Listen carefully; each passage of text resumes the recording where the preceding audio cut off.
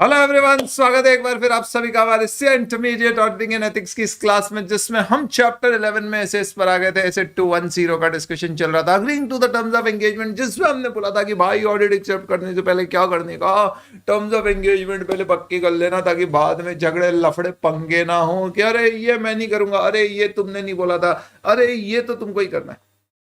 तो सबसे पहले जब हम एंगेजमेंट टर्म्स फिट करेंगे तो हमें क्या करना है, हमें सबसे पहले मैनेजमेंट को बोलना है कि मैनेजमेंट सुन,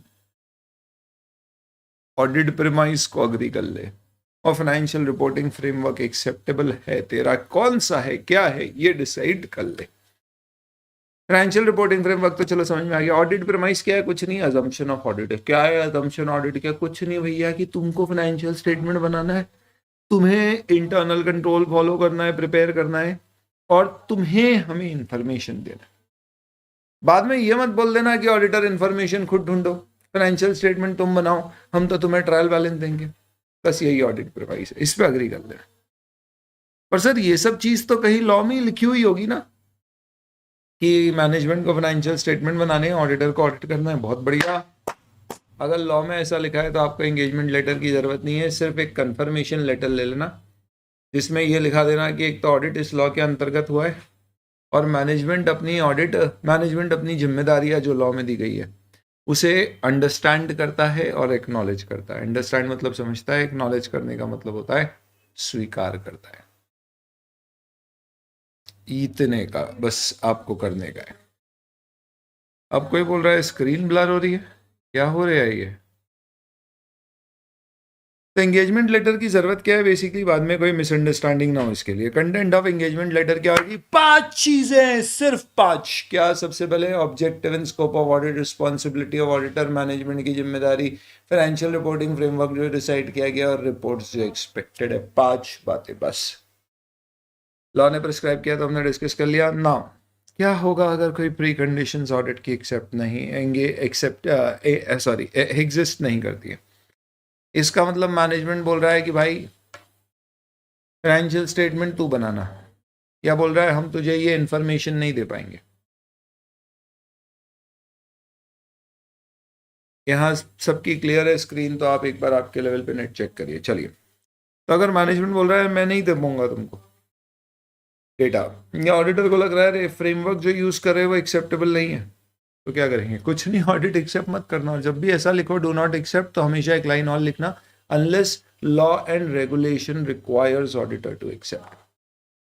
सिमिलरली अगर मैनेजमेंट तुम्हारे ऊपर कोई लिमिटेशन डाले, जैसे कि भैया ऑडिट 5 दिन में चाहिए, जैसे ये मत चेक करना, इंटरनल कंट्रोल मत चेक करना, बाकी सब चेक करना, तो हम बोलेंगे भाई ओए, हमारे ऑडिट की जिम्मेदारियां हमको एसएस में दी गई है, लॉ में दी गई है, तू नहीं डिसाइड कर सकता कि हमारी जिम्मेदारी क्या होगी या नहीं होगी। तो हमारे ऑडिट में हमें हर वो चीज़ चेक करना है जो हमें हमारा आईसीआई बोलता है। प्यारे आईसीआई जो बोलेंगे सब चेक करूंगा। तो अगर तुमने मेरे पर कोई लिमिटेशन डाली, लिमिटेशन का मतलब है पाबंदियां, वो भी ऑडिट शुरू होने से पहले, तो इस केस में छोड़ो, हमें तुम्हारा ऑडिट एक्सेप्ट ही नहीं करना। हम जंजीरों में रहना पसंद नहीं करते हैं, हमें ये गुलामी की बेड़ियों में नहीं रहना है। ये लिमिटेशंस अगर हम पर डालोगे तो हम ऑडिट एक्सेप्ट नहीं करेंगे।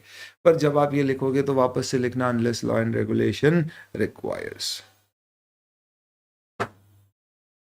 यहां तक का हमारा डिस्कशन हो गया था एंगेजमेंट टर्म्स से रिलेटेड।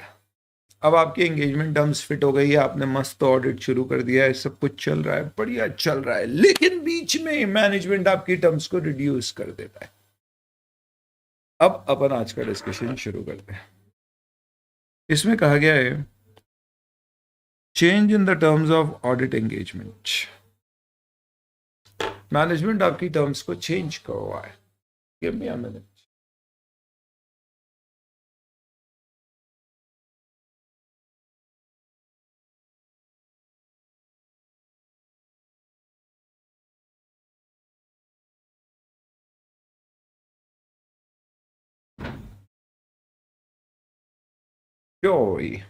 तो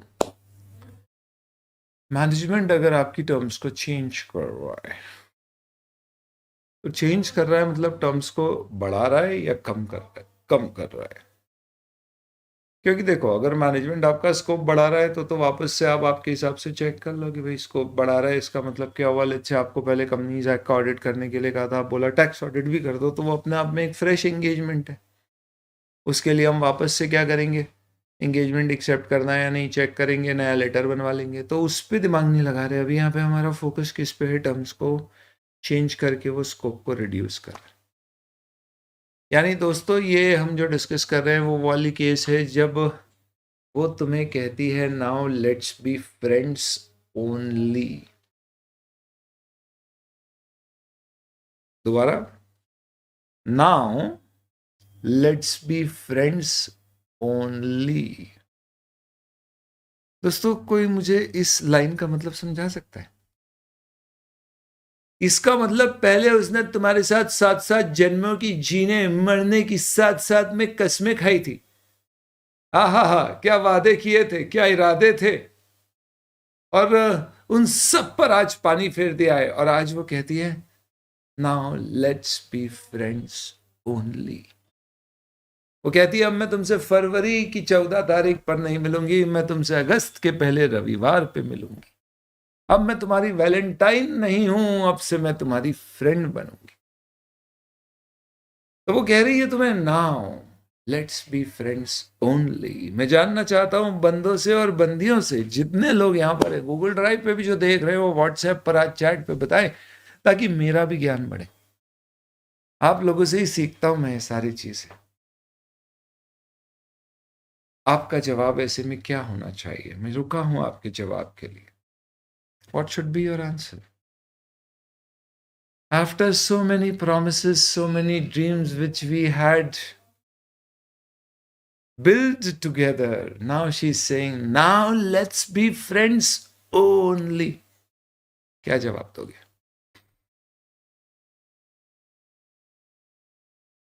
क्या जवाब दोगे? दिल जले सीए के स्टूडेंट ऐसे सवालों का मतलब ही नहीं समझ आ रहा। बोले सर इसका क्या मतलब होता है, ये क्या? हे भगवान, क्या जीवन है तुम्हारा है?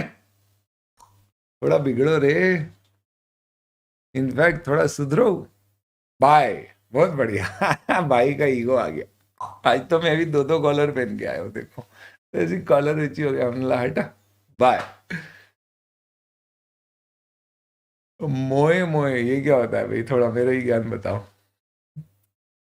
एंगेजमेंट लेटर साइंड है मैडम, ऐसा नहीं कर सकते। आपके और मेरे बीच में लिखित में अनुबंध हुआ है, अब तो तुमको 7 जन्म तो मनानी ही पड़ेगी। बहुत बढ़िया, वेरी वेरी नाइस, शाबाश। तो दोस्तों ये सारे जवाब लड़कों के हैं जितने भी पढ़े, और यही दिक्कत है कि बंदियां तुम्हारे उम्मीदों पर तुम बंदियों के पूरा नहीं उतरते हो, और तुम्हारी अभी तक जुगाड़ बैठ नहीं रही।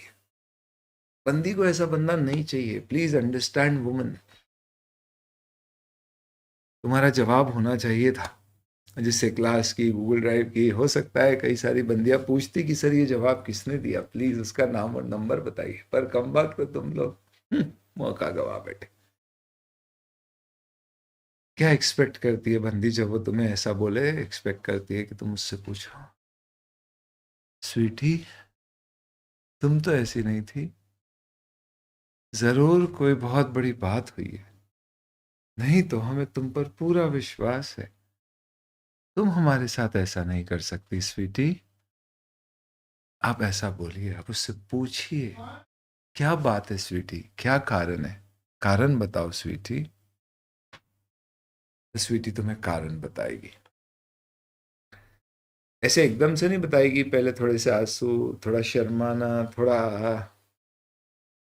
रुक सा जाना, फिर उसके बाद स्वीटी तुम्हें कई बार जब तुम उसे फोर्स करोगे, वास्ता दोगी, कस्में खिलाओगे, तब जाके स्वीटी तुम्हें रीजन बताए। अगर स्वीटी का रीजन तुम्हें जायज लगता है, क्या मतलब जायज लगता है? बटुक महाराज ने बोल रखा है कि हमारी जिससे भी शादी होगी उसकी उम्र छोटी हो जाएगी। हमने बोला हाँ ठीक है, फिर छोड़ दे भाई। जस्टिफिकेशन। उसने कहा है सॉरी मुझे तो शादी करने का मौका ही नहीं मिलेगा। क्यों? क्योंकि हमें कोई ऐसी बीमारी हो गई है जिस कारण से शायद हम 18 भी पार नहीं कर पाए। हमला नहीं, फिर ठीक है, फिर तू चिंता मत कर, अपन जब तक है तब तक है। जब तक है जान। यानी अगर वो कोई जस्टिफाइड रीजन देती है दोस्त तो then you can accept, but you are under no obligation to accept. तो अगर उसका रीजन जस्टिफाइड है तो तुम उसे स्वीकार करोगे, ऐसा नहीं बोलता है स्टैंडर्ड। कर सकते हो ऐसा बोलता है स्टैंडर्ड। आपके ऊपर कोई कंपल्शन नहीं है, आपके पास चॉइस है। और अगर तुम्हें लगता है कि उसका रीजन जस्टिफाइड है और तुम revised terms, reduced terms accept कर रहे हो, तो बेहतर है कि तुम उसके लिए एक नया एंगेजमेंट लेटर बना दो। और अब उस रिड्यूस टर्म में जब तुम अपनी रिपोर्ट दोगे तो क्या तुम बताओगे पहले स्वीटी हमारी वो थी पर अब वो हमारी सिर्फ दोस्त है? ना ना। ये देखो दिल जले बच्चे बोल रहे हैं sir sigma male must focus only on their career. बहुत बढ़िया बेटा, but you not know this, behind every successful man there is, कहाँ है आजकल है sir, behind every successful man there is nowadays a divorce application क्या रे, ज्यादा बोल दिया, क्षमा कर। बड़े बड़े लोगों के हो रहे, रेमंड वाले अंकल का हो रहा है जेफ बेजोस का हो गया, इतने नहीं हुए। सो द पॉइंट इज कि अगर मैनेजमेंट आपकी टर्म्स चेंज करता है तो आप उससे पूछो जस्टिफिकेशन दो इसका। हम बोलेंगे sorry we not be able to accept the reduce terms unless you give us a justification for it. कब माना जाएगा कि जस्टिफिकेशन रीजनेबल है? मे बी मैनेजमेंट बोल रहा है यार हमें मिसअंडरस्टैंडिंग हो गई थी, मे बी मैनेजमेंट बोल रहा है सर्कमस्टांस चेंज हो गए जिससे सर्विस की ज़रूरत ही नहीं है। जैसे उदाहरण के तौर पे let's say you were appointed tax auditor but company has not crossed the tax audit turnover limit. Tax audit में क्या होता है, आजकल एक नियम है कि अगर आपकी 95% रिसीप्ट्स और पेमेंट नॉन कैश है बैंक में, तो टैक्स ऑडिट की ज़रूरत नहीं।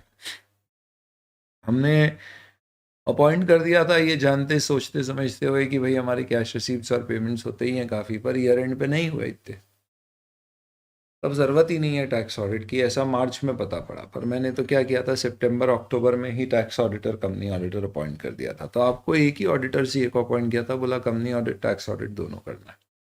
ये एजीएम में करना पड़ता है, एनुअल जनरल मीटिंग मेरी हुई लेट्स से फॉर एग्जांपल सितंबर 23 में, मैंने आपको कंपनी ऑडिटर टैक्स ऑडिटर दोनों अपॉइंट कर दिया सितंबर 23 में।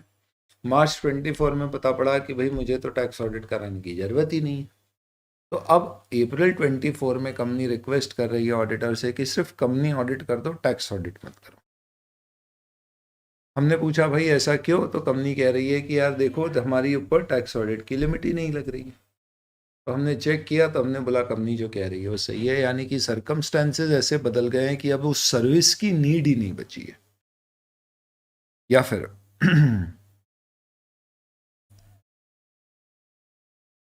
restriction on scope of audit engagement, whether imposed by management or caused by other circumstances. अगर imposed by management होगा तो may not be acceptable, but circumstances होगा तो इट मे बी एक्सेप्टेबल। जैसे उदाहरण के तौर पे आपको ऑडिटर अपॉइंट किया था कंपनी का, mid of the year company का एक मर्जर हो गया और कोर्ट के ऑर्डर के अंतर्गत कहा गया है कि मर्ज्ड एंटिटी में जॉइंट ऑडिटर होंगे जिसमें दोनों कंपनी के ऑडिटर मिलकर ऑडिट करेंगे। मैं ऑडिट कर रहा हूँ ए लिमिटेड का, ए लिमिटेड और बी लिमिटेड का मर्जर ए लिमिटेड में हो गया, तो टेक्निकली मैं ए लिमिटेड का ऑडिटर हूँ, मुझे ही ऑडिट कंटिन्यू करते रहना था। पर कोर्ट का ऑर्डर है कि भाई अब ए लिमिटेड का ऑडिट मर्जर के बाद बी लिमिटेड का जो ऑडिटर था वो और ए लिमिटेड के ऑडिटर मिलके करेंगे।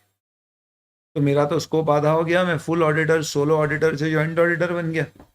पर यहाँ पे जो मेरा स्कोप कम हुआ है वो स्कोप कम करने के पीछे there are reasonable reasons for it, justifications for it, और ये सर्कमस्टांसेस इम्पोज्ड है, मैनेजमेंट की चाहत पे नहीं है। तो ऐसी सिचुएशन में ऑडिटर में reduce we will consider the justification given particularly restriction on scope of audit engagement. अगर रिस्ट्रिक्शन है तो हमें बहुत ध्यान से सोच के करना है कि हम रीजनेबल माने या ना माने। अगर आपको लगता है कि जो चेंज किया जा रहा है वो सेटिस्फैक्ट्री नहीं है, हाँ सॉरी ऐसा नहीं है, ये ऐसा बोल रहे हैं, अगर आपको लगता है कि चेंज आपको इसलिए कर रहे हैं क्योंकि आपने कोई कंपनी की ऐसी इंफॉर्मेशन पकड़ ली है जो गलत है और इसलिए अब मैनेजमेंट आपको चाह रहा है हटाना किसी तरह से, जैसे कि auditor is unable to obtain sign regarding receivable और एंटिटी बोल रही है कि यार एक काम करो, आप ऑडिट एंगेजमेंट को रिव्यू में बदल दो ताकि क्वालिफाइड या डिस्क्लेमर ऑफ ओपिनियन नहीं है। यानी मुझे समझ में आ रहा है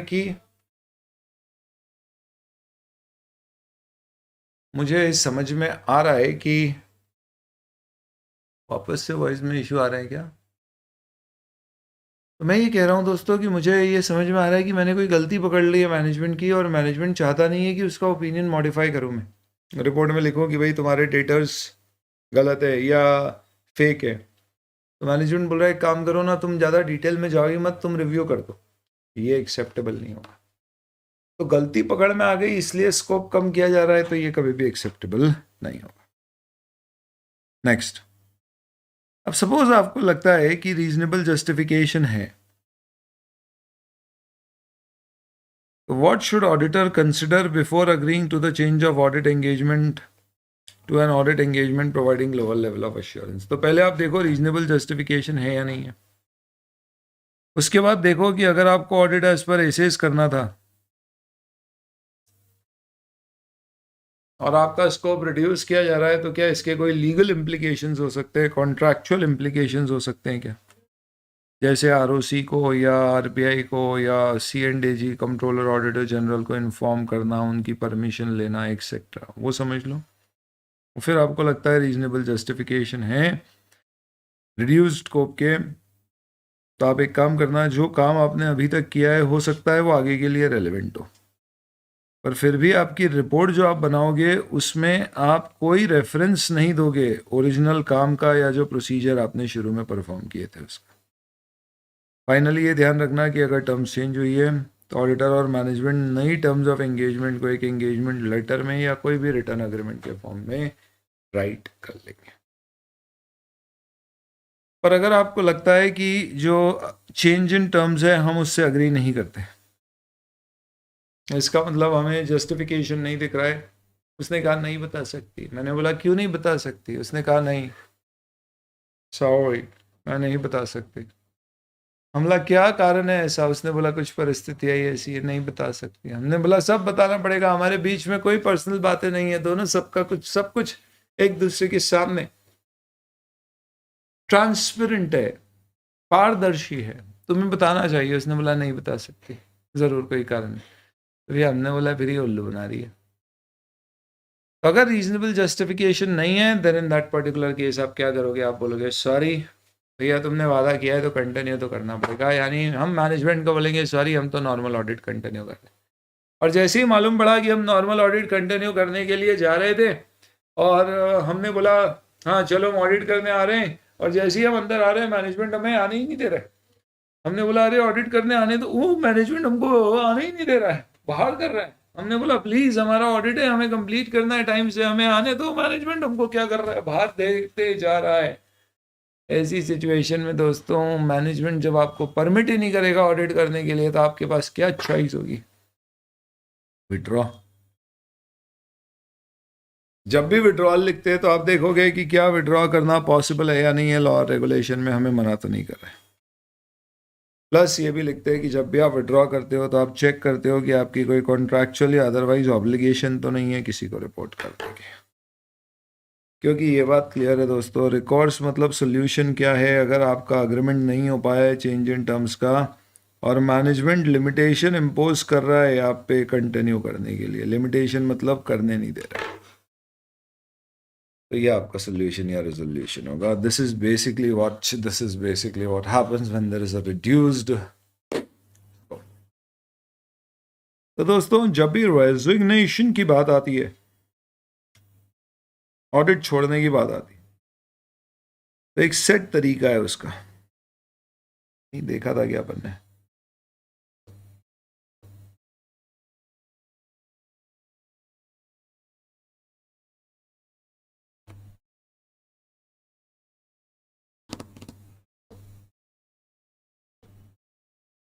चलो बताता हूँ मैं, एक जनरल रूल मेन टर्म्स में ही लिखवा देता हूँ आपको मैं, काम आएगा आपको सभी जगह।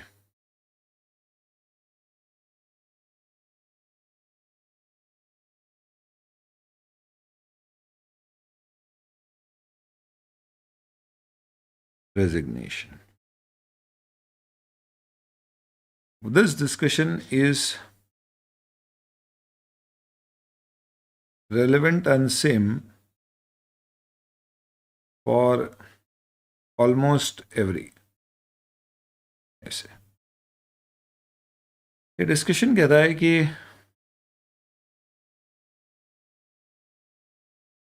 when circumstances leads to resignation by the auditor, इसे क्या बोला जाता है, which is basically termed as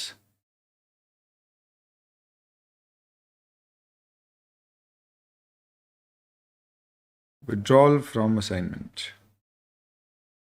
or engagement. Then always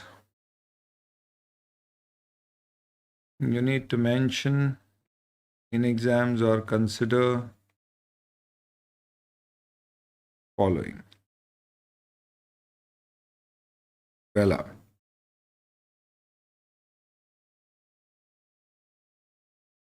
auditor before or auditor to withdraw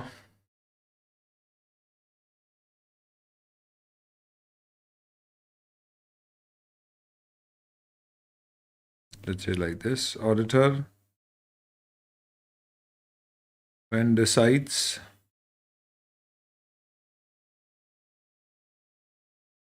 auditor when is of the opinion that withdrawal from engagement is required,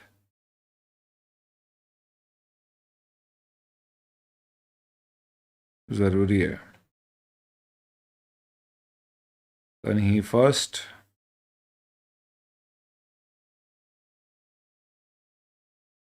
discusses the matter with MGT management and TCWG, those charged with governance, and considers whether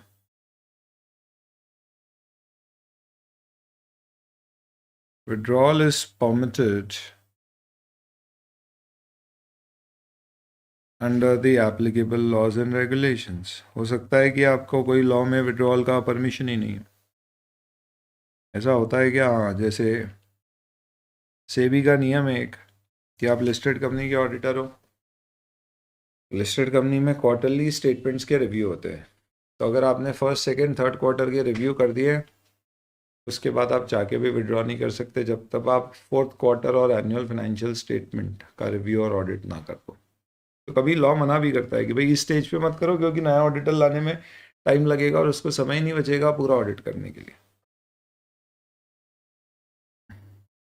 फिर उसके बाद वो बोलता है that if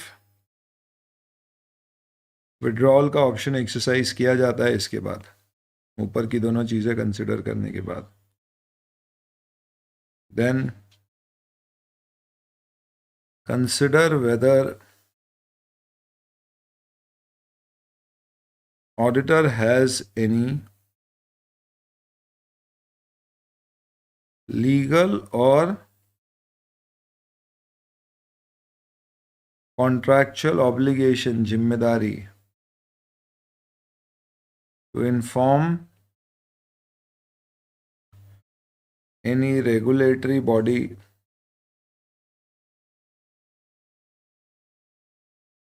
like Ministry of Corporate Affairs, RBI, SEBI, Comptroller, Auditor General, कोई भी इनमें से, and also to the shareholders of the company, क्या उन्हें इन्फॉर्म करने की ज़रूरत है.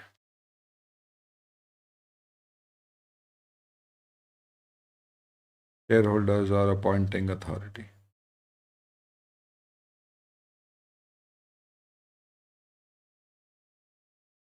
And obviously, he should, in any case,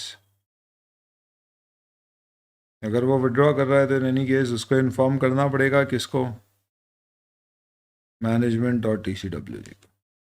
नहीं, ऐसा नहीं ऑडिटर ने विड्रॉ कर दिया तो छोड़ दिया ऑडिट और फिर आ ही नहीं रहा है, मैनेजमेंट फ़ोन लगा रहा है उठा ही नहीं रहा है. वो मालूम पड़ा 2 महीने बाद गलती से मैनेजमेंट ने नंबर बदल के फ़ोन लगाया तो उठा लिया, हमने बोला यार आ ही नहीं रहे. बोले हाँ हमने तो छोड़ दिया ऑडिट. बोले किसको बताया? बोले क्या बताना, बस छोड़ दिया. तुमसे बात तो करी थी, तुमने सेटिस्फैक्ट्री जवाब नहीं दिया, तो मैनेजमेंट ने बोला यार हमने तो जवाब दिया था, फिर आपने ही नहीं बताया क्या करना. बोला बस सब बता रहे, छोड़ दिया. ऐसे नहीं चलेगा. आप जब भी छोड़ेंगे आपको बताना पड़ेगा मैनेजमेंट गवर्निंग बॉडी को. तो क्या आपको RBI को अगर बैंक है तो बताना है क्या? वो हमें नहीं पता, वो RBI एक्ट के नियम बताएंगे.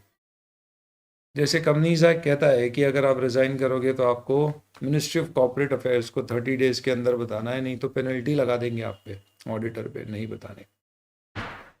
अगर लिस्टेड कंपनी है तो उसमें आपको ऑडिट कमेटी को बताना होता है, जो 24 आवर्स के अंतर्गत, 24 आवर्स जब से उनकी मीटिंग होती है उस ऑडिटर रेजिग्नेशन के ऊपर, उसके 24 घंटे में उनको इत्तला करना पड़ती है. किसको? स्टॉक एक्सचेंज को, कि भाई ऑडिटर रिज़ाइन कर गया है. क्योंकि लिस्टेड कंपनी में एक्सचेंज का ऑडिटर रिज़ाइन होने के 24 आवर्स में क्यों बताते हैं? क्योंकि इससे हो सकता है कंपनी के शेयर की प्राइस काफ़ी गिर जाए.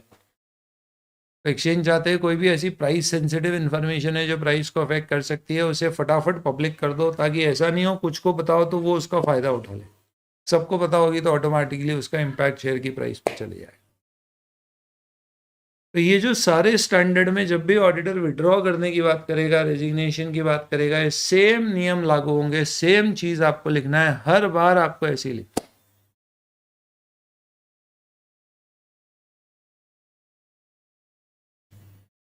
इसमें कोई डिफरेंस नहीं है किसी भी स्टैंडर्ड में, तो इसको आगे से कभी विड्रॉल आएगा तो ये दोबारा पढ़ेंगे भी नहीं.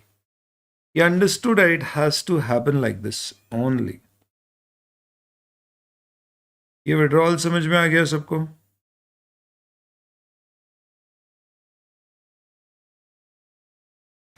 दिस इज रेजिग्नेशन और withdrawal.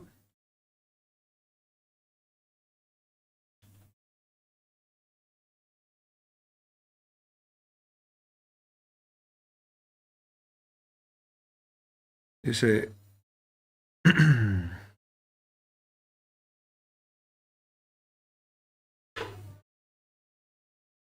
So coming back to our discussion, ये पूरा डिस्कशन क्लियर हो गया? पूरे डिस्कशन का मतलब क्या है? ए, अगर आपका स्कोप कम कर रहे हैं तो मैनेजमेंट से पूछो क्यों. बी, अगर मैनेजमेंट बोलता है कि यार इसका रीज़न है, तो आप रीज़न देखो रीजनेबल है क्या. जैसे वो बोलता है ज़रूरत ही नहीं थी हमें ऑडिट की, हमको लगा पड़ेगी, हमने कर दिया अपॉइंट, मिसअंडरस्टैंडिंग हो गई थी स्कोप की. आपको लग सकता है कि जेन्युइन है तो आप मत, आप कर लो रिड्यूस को एक्सेप्ट, पर ज़रूरी नहीं है करता ही है, आपकी इच्छा है तो करो, नहीं तो नहीं करता. हो सकता है कोई लिमिटेशन लॉ के द्वारा इम्पोज हो गई हो, कोर्ट ने बोल दिया जॉइंट ऑडिट अनिवार्य, लॉ ही चेंज हो गया. ऐसे केस पे कर सकते हो आप एक्सेप्ट, पर कोई ज़रूरी नहीं है. पर अगर आपने रिड्यूस को एक्सेप्ट किया तो कुछ चीज़ें ध्यान रखना. पहला, नया एंगेजमेंट लेटर. दूसरा, रिपोर्ट में ये मत लिखना पहले तो स्वीटी हमारी वो थी अब सिर्फ दोस्त है. कुछ पुरानी बताना ही मत कि पहले आप क्या थे और अब क्या हो. ये सब कहानी मत बताना. जो अब आपका रिड्यूस स्कोप है उससे अपनी रिपोर्ट दे दो. तीसरा, हमने कुछ प्रोसीजर हमारे पहले जो लगाए थे, क्या वो अभी हम यूज़ कर सकते हैं? तो हो सकता है वो प्रोसीजर अभी के लिए भी काम आए, नए असाइनमेंट के लिए भी, कोई प्रॉब्लम नहीं है. उन प्रोसीजर्स को आपने लगाया तो ठीक है, पर आप उन प्रोसीजर्स का अपनी रिपोर्ट में रेफरेंस मत देना कि पहले हम ऑडिटर थे तो हमने ये प्रोसीजर लगाए, बाद में हमारी एश्योरेंस एंगेजमेंट को ऑडिट से रिड्यूस करके रिव्यू पे ला दिया, इसलिए हमने वो प्रोसीजर्स को भी यूज़ किया. वो सारी कोई कहानी नहीं करना. नॉर्मली आप ये सोचना कि भैया शुरू से ही अगर आपको रिव्यूअर अपॉइंट किया होता तो आप अपनी कैसी रिपोर्ट बताते, बस वैसी बताते.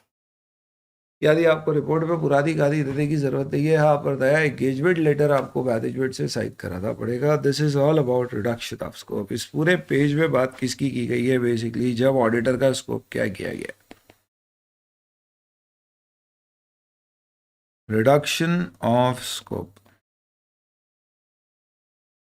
During the term of audit.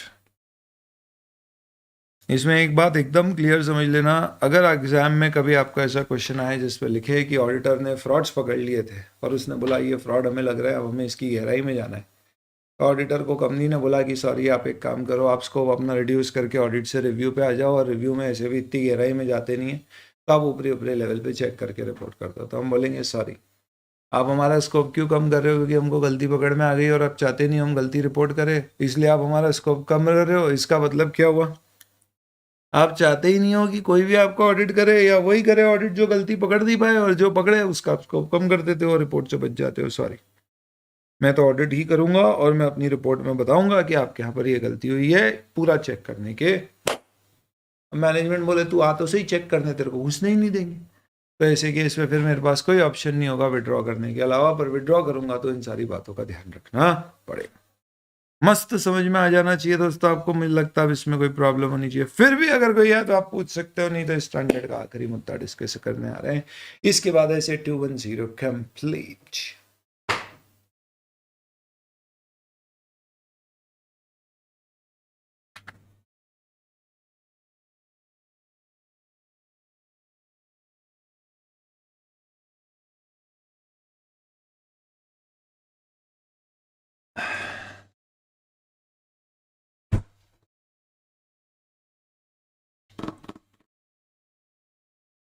SEBI के बाद क्या लिखा है? सेबी कहाँ गया?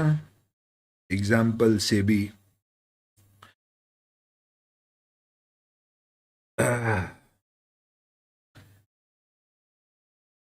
RBI, CAG, controller and auditor general of India.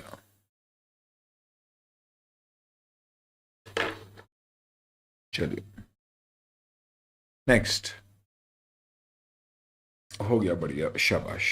Next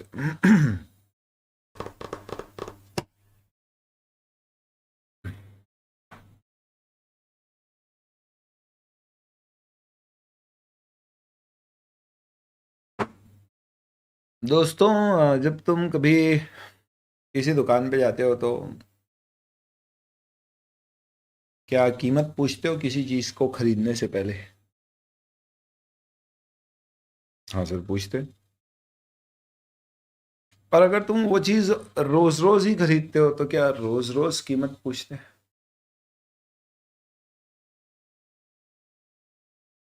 अगर सर उसकी कीमतें इतनी फ्लक्चुएट नहीं होती है, सेम रहती है, तो नहीं पूछते। जैसे सब्जी रोज खरीदने जाएंगे तो रोज कीमत पूछते हैं। पर आप लोग तो जाते नहीं होगे, जाओगे तो भी बताओगे नहीं, फिर भी बता देता हूं मैं, पान की दुकान पे हम रोज जाते हैं। तो क्या अपन रोज रोज कीमत पूछते हैं? तो हो सकता है कि पहली बार जब आप पान की दुकान पे गए हो तो आपने उससे पूछा कि भैया कितने का है पान, उसने कहा 20 रुपीज, आपने बोला ठीक है। अब आप अगले दिन गए, फिर आपने पूछा हाँ भैया कितने का है पान, उसने बोला 20 रुपीज, फिर अगले दिन 20 रुपीज, फिर अगले दिन 20 रुपीज, फिर अगले दिन गए उसने पहले ही बोल दिया, फिर अगले दिन गए उसने बोला अरे पूछो। इनफैक्ट मजाक उड़ने लग गया हमारा। उन्होंने बोल दिया, बोला अरे 20 रुपया है, 20 रुपया है, देखो पूछेगा ये आते से ही कितने का है पान भी। तो अजीब नहीं लगता है? अरे यार कैसी बातें कर रहे हो तुम? अपन क्या रोज रोज जाके पूछते हैं भैया पान कितने का है, पान कितने का, आज कितने का, आज कितने का, कल तो इतने का था, आज कितने का? नहीं, पहली बार पूछ लिया उसी पे चलते रहे। तो इसका मतलब क्या हुआ दोस्तों? अगर तुम किसी कंपनी का ऑडिट 34 ईयर्स से कर रहे हो, जैसे चतुर्वेदी एंड शाह ने किया था रिलायंस का, तो हर साल उसे ऑडिटर अपॉइंट किया जा रहा है, तो क्या वो हर साल एक नया एंगेजमेंट लेटर बनाएगा और साइन करवाएगा मैनेजमेंट से? या बोल देगा कि we are accepting the audit at the same terms and conditions as previously agreed?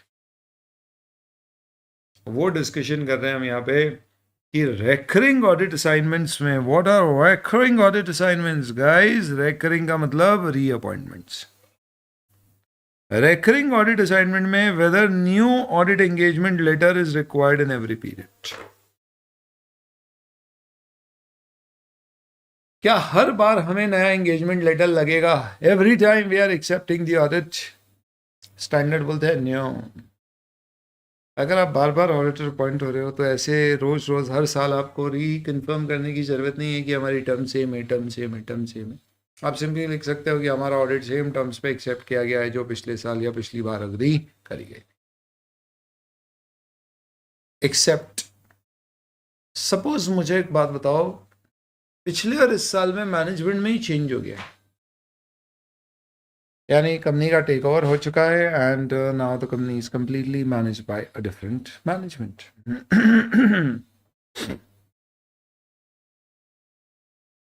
तो इसका मतलब क्या है?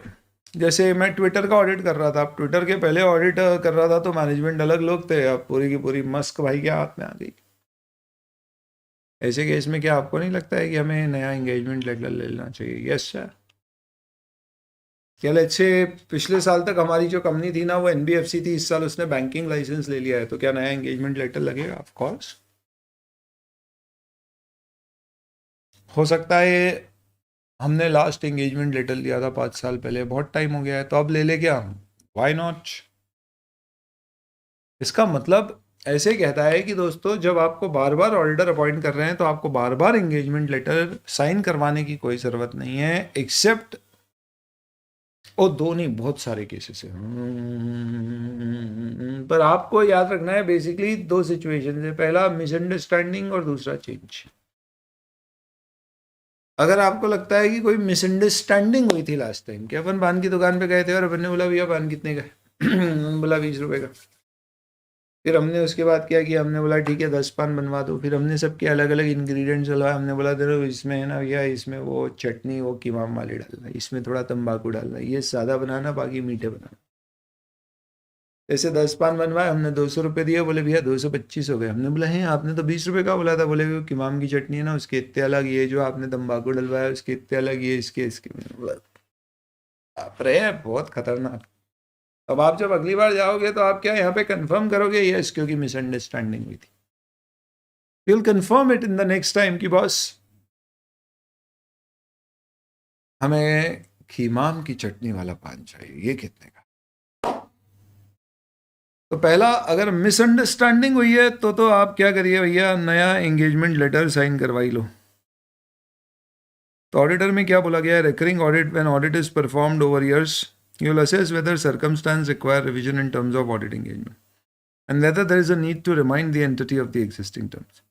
You may decide not to send a new engagement letter each period. However, following factors will make it appropriate to get a new engagement letter. First, when there is a misunderstanding. Second, when there is a change. Revision, change. इन सारे change को मुझे ping कर देना चाहिए ताकि आपको दिखे, पर कोई दिक्कत नहीं है, साइड में लिख दिया। दो मैंने बोला ना, दो ही चीज याद रखना, या तो मिसअंडरस्टैंडिंग हुई है या चेंज हुआ है। What do you mean by change? बदलाव। किस में बदलाव हुआ है? इतनी सारी चीजें दी गई है बदलाव की, मैं आपको सिंपल सा तरीका देता हूँ। चेंज में आपको याद रखना है तो आप ये याद रखिएगा, निमोनिक दे रहा हूँ मैं एक, LMNOPQRS। L for there is a change in law, legal और रेगुलेटरी रिक्वायरमेंट में चेंज हो गया। M फॉर मैनेजमेंट में चेंज हो गया।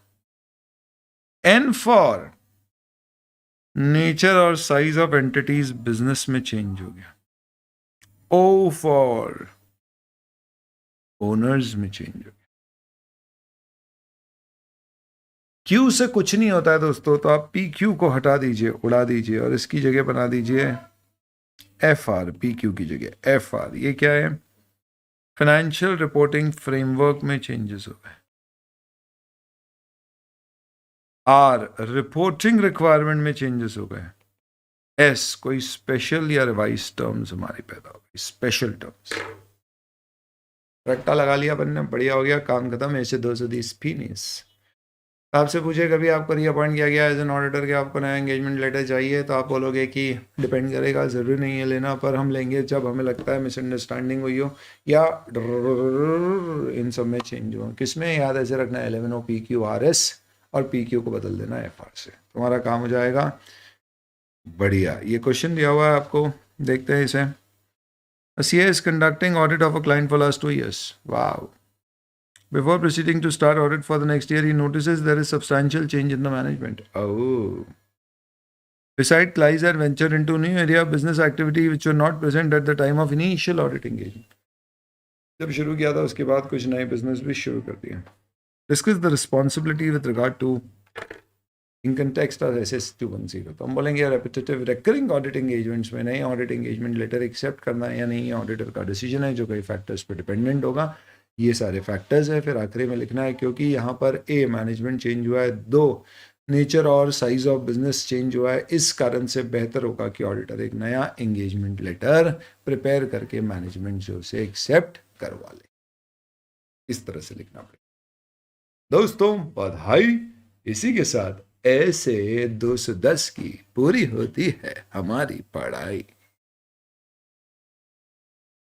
छोटा सा सिंपल सा आसान सा मासूम सा बच्चे सा स्टैंडर्ड है दोस्तों 10। इसके ऑब्जेक्टिव्स अब आपको समझ में आ जाएंगे। ऑडिटर टू एक्सेप्ट और continue audit engagement only when the basis on which it is to be performed is agreed. Main उद्देश्य ये है कि भैया ऑडिट तभी एक्सेप्ट करो जब उसका बेसिस अग्री किया जा चुका है। कैसे? एक तो प्री कंडीशन मौजूद होना चाहिए ऑडिट की, और दूसरा हमारे बीच में कॉमन अंडरस्टैंडिंग होना चाहिए जिसको हम एंगेजमेंट टर्म्स एक लेटर के फॉर्म में साइन करके कंफर्म करवा देंगे। कूल।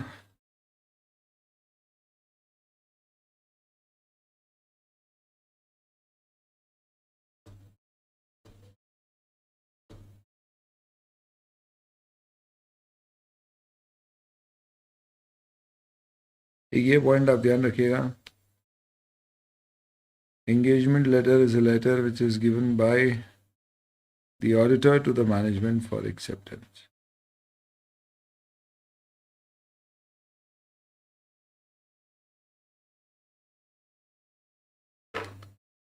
चलिए दोस्तों, इसी के साथ अपना 210 कंप्लीट होता है। अब अपन 220 पे आएंगे, and 220 is about audit quality.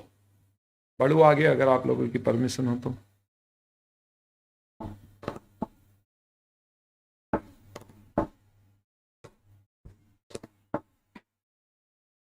ये वाला क्वेश्चन मैंने आपको कराया अभी।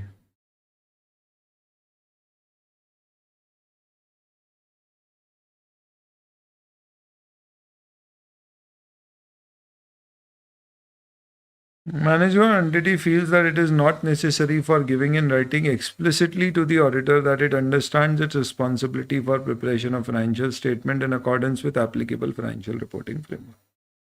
Explicit मतलब कि साफ अक्षरों में, तो बोलते हैं ना साफ अक्षरों में, यानी पूरी तरह से एकदम क्लियरली बिना कोई डाउट के।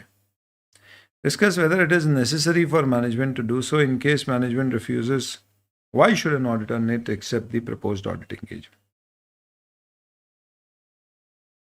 तो कहानी कैसी है दोस्तों? आपको कह रहे हैं कि मैनेजमेंट कह रहा है कि हमारे को नहीं लगता है कि हमें ये चीज़ आपको लिखित तौर पे देने की कोई ज़रूरत है, कि हमारी जिम्मेदारी है फाइनेंशियल स्टेटमेंट को as per applicable financial reporting framework बनाना। तो बताइए एज एन ऑडिटर आपका इस पर क्या कहना है, और अगर ना करे तो क्या करना चाहिए? हमें बोलना पड़ेगा कि it is necessary for management to give in writing explicitly to the auditor that it understands its responsibility. ये तो सेम जो ऊपर लिखा है रिपीट कर दिया। क्यों? क्योंकि this is a pre condition for accepting the audit. Before accepting the audit, we need to get a confirmation from the management that A, it is their responsibility to prepare and present financial statements as per framework. B, have internal controls. C, provide necessary information. अगर pre conditions audit की present नहीं होती है तो हम matter management के साथ discuss करेंगे, और अनलेस कोई लॉ रेगुलेशन कुछ और बोले हम ऑडिट एक्सेप्ट नहीं करेंगे। कब? जब हमें लगता है फाइनेंशियल रिपोर्टिंग फ्रेमवर्क एक्सेप्टेबल नहीं है या हमें लगता है कि मैनेजमेंट अग्री नहीं कर रहा है। तो इसलिए अगर लॉ एंड रेगुलेशन मना करे तो बात अलग है। ये रिफ्यूज़ल ज़रूरी है। क्यों? क्योंकि मैनेजमेंट अपनी जिम्मेदारी फाइनेंशियल स्टेटमेंट की स्वीकार करने को तैयार नहीं है। इसे ऑडिट प्रेमाइज या बेसिक प्रेमाइज ऐसे एज पर 210 कहा जाता है। चिराग आर्टिकल ट्रेनिंग पर है। As a part of engagement team conducting audit of company is read somewhere that engagement letter is issued by auditor to client also includes expected form and content of audit report. He was at a loss to understand how could an auditor include form and content of report beforehand. तो जब हम बोल रहे हैं form and content of report, तो हम ये नहीं बोल रहे हैं कि हमें रिपोर्ट क्या देनी है। हम रिपोर्ट नहीं प्रिपेयर कर रहे हैं, हम सिर्फ ये बता रहे हैं कि भाई उस रिपोर्ट का फॉर्मेट क्या होगा। तो इसमें हमें क्या बोलना है? We only have to state कि हम ओपिनियन देंगे इस फॉर्मेट में। इसका मतलब ये नहीं है कि हम आपको पक्का आज से ही कमेंट कर रहे हैं कि भैया आपका ये ओपिनियन होगा। हम इस फॉर्मेट में ओपिनियन देंगे, यानी हो सकता है हमारा ओपिनियन क्या हो, जैसी हमारी फाइंडिंग्स हो उसके आधार पे चेंज हो जाए, यानी मॉडिफाइड हो जाए, अनमॉडिफाइड चले जाए। तो चिराग ये समझ रहा है कि अनमॉडिफाइड ओपिनियन ही जाएगा, यानी अनमॉडिफाइड यानी हम बोलेंगे financial statement true and fair. ऐसा नहीं होता, हमारी जो फाइंडिंग्स होगी उसके हिसाब से ओपिनियन जाएगा। वो अपन आगे के स्टैंडर्ड्स में समझ में आएगा आपको कि ओपिनियन कैसे बनाया जाता है 700 सीरीज। सर प्री कंडीशन और ऑडिट प्रेमाइज में क्या फ़र्क है? प्री कंडीशन दो है। ए, फाइनेंशियल रिपोर्टिंग फ्रेमवर्क जो मैनेजमेंट ले रहा है वो एक्सेप्टेबल है, और दूसरा ऑडिट प्रेमाइज। ऑडिट प्रेमाइज में तीन चीज़ें। A, management financial statement as per framework बनाए, कंट्रोल्स बनाए और हमें इंफॉर्मेशन। तो मैनेजमेंट बोलता है मैं फाइनेंशियल स्टेटमेंट बनाऊंगा as per financial reporting framework of US, Citibank वाला एग्जाम्पल, और मैं आपको सारी इंफॉर्मेशन दूंगा, इंटरनल कंट्रोल बनाऊंगा। तो ऑडिट प्रेमाइज तो मौजूद है, पर फिर भी हम ऑडिट एक्सेप्ट नहीं करेंगे क्योंकि जो फ्रेमवर्क मैनेजमेंट ने चूज किया है वो एक्सेप्टेबल नहीं है। क्योंकि उसे फ्रेमवर्क कौन सा यूज करना चाहिए? इंडिया के ऑपरेशंस के लिए, इंडिया के accounting standards. Audit premise is only what कि आप बनाओगे फाइनेंशियल स्टेटमेंट फ्रेमवर्क के अनुसार और आप कंट्रोल्स बनाओगे और आप हमें इंफॉर्मेशन दो। पर जो फ्रेमवर्क आप यूज कर रहे हो अगर वो एक्सेप्टेबल नहीं है तो मैं ऑडिट एक्सेप्ट नहीं करूंगा। आप बनाओ, आपको कौन मना कर? वो प्री कंडीशन का पहला। तो ये फर्क है प्री कंडीशन में और ऑडिट प्रेमाइज। क्वेश्चन 10 में प्री कंडीशन जैसे ब्रह्मास्त्र में लिखा है वैसे लिख सकते हैं।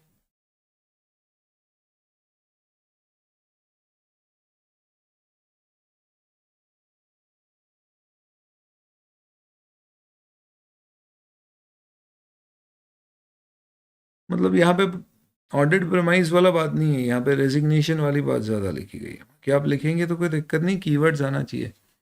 मेरे को कोई प्रॉब्लम नहीं थी, मैं बेर ऐसे के लैंग्वेज डाल देता। आप बताओ, आप ऑडिट से भग जाते, समझ ही नहीं आता, ऐसी टेक्निकल लैंग्वेज डाल देते। पर अब एक बार क्या हो रहा है, टर्म समझ में आ रही है। अब आप क्या करोगे? आंसर पढ़ोगे, लैंग्वेज पढ़ोगे, तो 3 बार तो वो भी समझ में आएगी। मुझे नहीं लगता कि अपन कोई कैजुअल लैंग्वेज का प्रयोग कर रहे हैं। मैं टेक्निकल जार्गन से ही पढ़ाता हूँ दोस्त। पढ़ाने के लिए अपन ऐसे भी समझ सकते हैं, बोल सकते हैं कि एप्लीकेबल फाइनेंशियल रिपोर्टिंग फ्रेमवर्क का मतलब आप ये समझ लो अकाउंटिंग स्टैंडर्ड की मैनेजमेंट। इससे बहुत अच्छे से समझ में आएगा। एएस मैंने मैनेजमेंट को बोला है कि भैया ऑडिट प्रेमाइज का मतलब तुम एएस या इंडेस जो लग रहा है उसके अनुसार फाइनेंशियल स्टेटमेंट बनाओगे, कंट्रोल्स रखोगे, इंफॉर्मेशन। और मैं ऑडिट तभी स्वीकार करूंगा जब तुम ये जिम्मेदारी मानते हो और तुम जो एएस यूज कर रहे हो वो तुम्हारे लिए अप्रोप्रिएट है। यानी ऐसा नहीं इंडेस यूज कर रहे हो और एएस लग रहा है और एएस यूज कर रहे हो इंडेस। इसे बहुत ईजी समझ में आएगी, तो समझने के लिए ठीक है। पर यही चीज के लिए अपने को बार बार वर्ड क्या यूज करना है? Phrase applicable financial reporting framework, ताकि आप भी यूज करो, क्योंकि जैसा सुनोगे एग्जाम में वैसा लिखोगे। करें। अब आते हैं दोस्तों क्वालिटी कंट्रोल के ऊपर। क्या है ये कहानी, समझिए।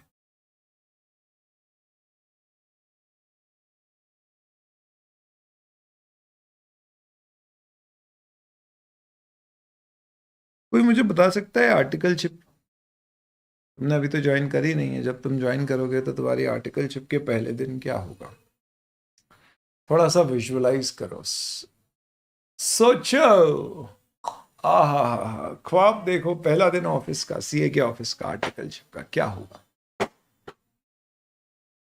बेटा एक बार है ना, घर पे आंसर आराम से पढ़ना, फिर कल पूछना नहीं है। तुम घबराती बहुत हो एक तो। बताओ, पहला दिन सीए के ऑफिस में क्या करोगे, कैसा होगा।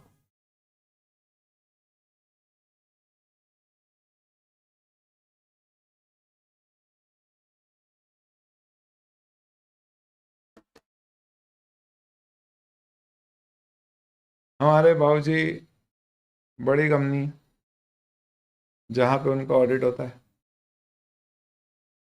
वो हमारे शहर की काफ़ी बड़ी फर्म है, और वो हमें ले गए वहीं पे दाखिला कराने के लिए। आसानी से होता नहीं है वहाँ पे दाखिला, और हमारा हो गया क्योंकि बाबूजी का रेफरेंस था और बाबूजी क्लाइंट है, तो हमको मिला के लेके आए। बाबूजी ने हमको बोला सर के पाँव पड़ो। बाबूजी ने बोला, बोले सर ये लड़का है, आपकी शरण में दे रहे हैं, बस अब आपको ख्याल रखना है इसका, और आप जब इसके साथ बर्ताव करें तो ये मत सोचना ये हमारा लड़का है। आप बाकी सारे आर्टिकल से जैसा बर्ताव करते हो वैसा इसके साथ करिए और इसे मजबूत बनाइए।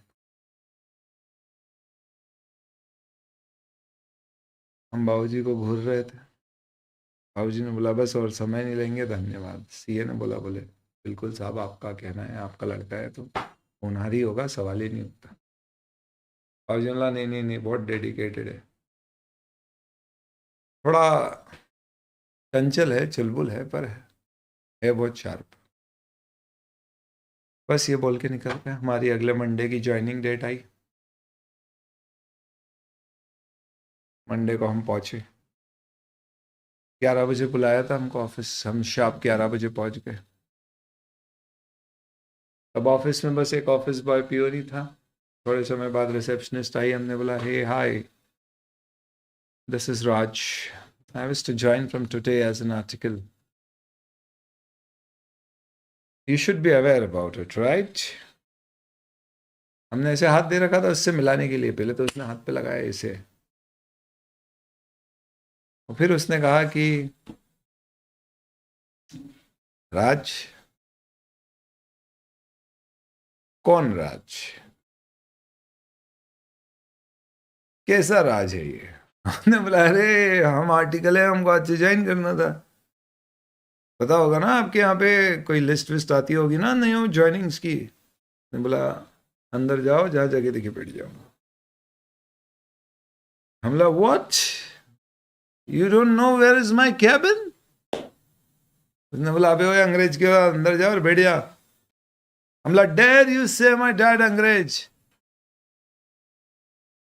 बोला महात्मा गांधी की लग जा, अंदर जा, बैठ जा यार। हम गए, हम बहुत गुस्से में थे, हमने किसी से बात नहीं की, हमने बोला बदतमीज, मूड खराब कर दिया, सर को आन दो।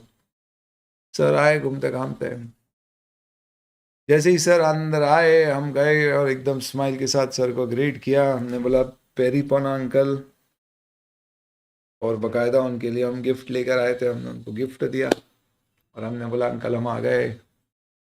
अंकल ने हमें देखा, बोले कौन। हम बोला अंकल राज, वो पापा के साथ। अच्छा अच्छा अच्छा, राज बेटे, ओ अच्छा हाँ, बहुत बढ़िया बेटे, आ जाओ, आज से ज्वाइन कर लिया। जी अंकल कर लिया। बोले बेटा अंकल नहीं सर बुलाना आपसे, है ना, और बैठो, काम बताते तुमको, सिखाते हैं। हमला जी अंकल कहाँ बैठना है, हमारा कोई केबिन वगैरह है तो आप बता दीजिए।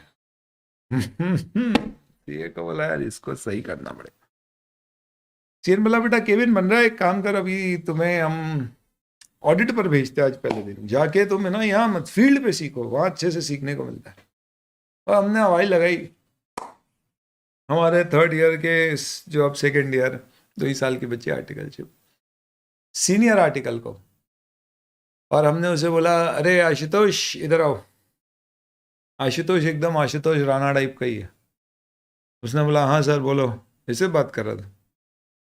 बोले क्या हुआ वो ऑडिट का? उसने बोला सर वो ऑडिट कौन सा वाला, वो फैक्ट्री का? बोले हाँ हाँ उस फैक्ट्री का, वही तो एक ऑडिट कर रहे हो तुम। आशुतोष ने बोला, बोले सर जाए कैसे? अरे बाइक है तुम्हारे पास, चले जाओ। अरे सर हम नहीं जाएंगे, पिछली बार भी हम गए थे, आपने बोला था कन्वेंस देंगे, आज तक नहीं दिया। बहुत महंगा हो गया पेट्रोल, अब तो चुनाव भी खत्म हो गए, सरकार एकदम कीमतें बढ़ाई जा रही है। हम नहीं जाएंगे, आप पहले व्यवस्था करवाओ जाने की।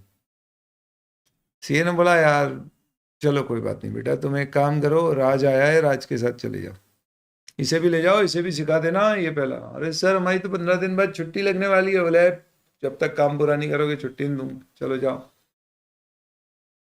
आशुतोष ने पूछा राज से, क्यों बाइक है तेरे पास कुछ? बोले हाँ भैया है ना। बोले कौन सी है? बोले भैया हार्ले डेविडसन। बोले क्या बात कर रहा है, चल चल चल आ जा। तो आशुतोष ने राज की हार्ले डेविडसन की मेन सीट संभाली, पीछे की उचकी हुई सीट पर राज को बिठाया और हवा से बातें हुई करती हुई रफ्तार के साथ ऑडिट पर निकल पड़े। दोनों पहुंचे क्लाइंट लोकेशन पे और आशुतोष को बहुत मजा आया हल्ले चलाने में। तो उसने चाबी राज को नहीं दी और कहा देख मैं थोड़ी देर में आ रहा हूँ, जब तक तू यहाँ बैठ और ऑडिट कर। उसने बोला भैया मेरा पहला दिन है, मेरे को तो ऑडिट आता नहीं। बोले अरे पढ़ा होगा ना ऑडिट? बोले हाँ भैया पढ़ा है ना। बोले कहाँ से पढ़ा है? सर से ही पढ़ा है ना, सार्थक सर से? उसने बोला नहीं भैया मैंने तो यूट्यूब के कुछ लेक्चर इधर उधर के देख के सेल्फ स्टडी करी थी। बोले अरे यार,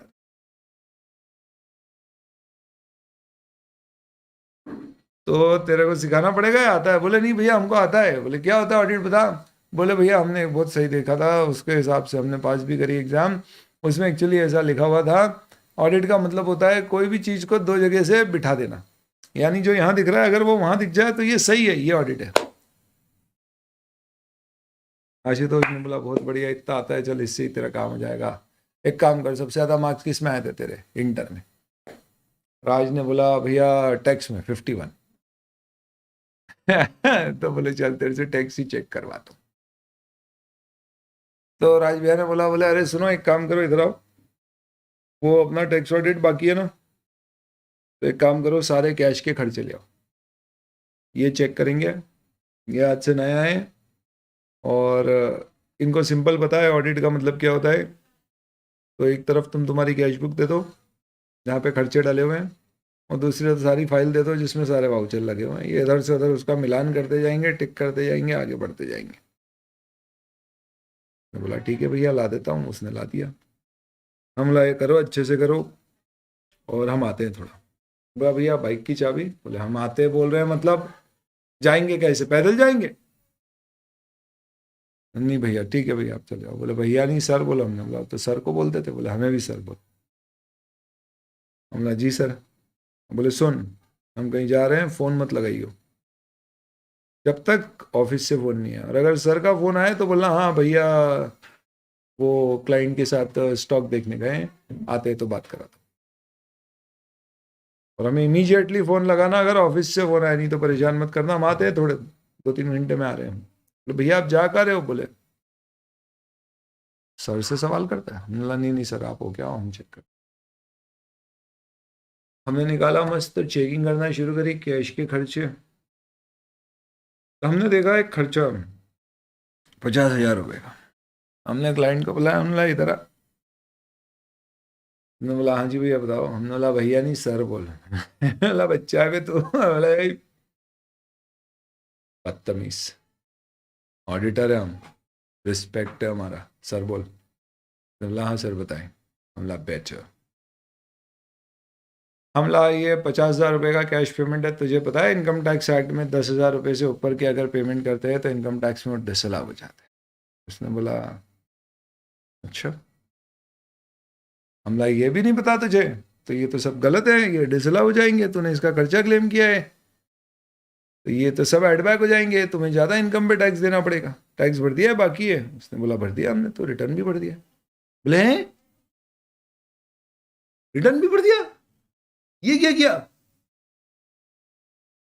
बोला आपके सीए नहीं भरवाए। बोला आप चेक क्यों करवा रहे हो? बोले अपने सीए से पूछो। बोला इसको कुछ पता नहीं होगा, अपन तो करते हैं। फिर आए, फिर हमने बोला अरे बाप रे, ये तो 3 लाख रुपए का खर्चा तुमने कैश में दे दिया इसको, ये डिसअलाउ हो जाएगा पूरा।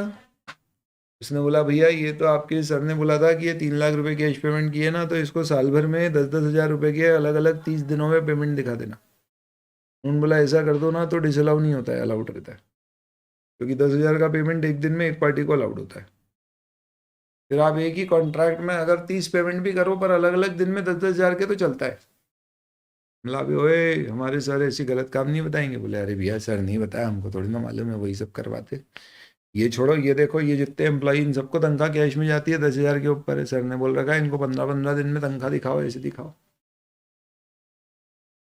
बोला ये तो बहुत सारी तनख्वाह है, ये तो टोटल बहुत बड़ा हो रहा है। बोले हाँ आप ले लो, नीनी करते करते सब मिला के 1-2 करोड़ के खर्चे हैं ये तो। हमने सर को फोन लगाया, फोन नहीं उठाया। सर 2 से 4 घर पे रिलैक्स करते हैं।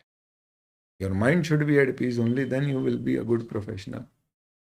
भैया को फोन लगा, उसने फोन उठाया, बोले अरे कि ऑफिस से फोन आया कि? हमने बोला नहीं भैया कुछ पूछना था। बोले तेरे को मना किया था ना, फिर फोन रख दिया। उनको लगा रखा रखा नहीं है, वो तो ऐसा लग रहा था कि हमारी बाइक से विली कर रहे, ऐसे आवाज आ रही थी, घूम घूम घूम हमला भाई हमारी तो बाइक गई, बहुत गुस्सा, हम बहुत प्रेशर में आ गए। हमने बोला यार एक तो भाई ये नहीं कर रहा है, सर फोन नहीं उठा रहे, क्या करें। तब हम हमारे पापा की याद आई, और हमारे पापा ने हमको सिखाया था बेटा कभी भी अपने आप को अकेला मत समझना, और सच्चाई के राह पे चलने से कभी भी मत डरना। सब तेरा साथ छोड़ भी दे तो भी तू आगे बढ़ना, और तेज गति से आगे बढ़ना, और जोश के साथ आगे बढ़ना। धीरे धीरे कारवां बढ़ते जाएगा और तेरे पीछे लोगों की भीड़ लग जाएगी।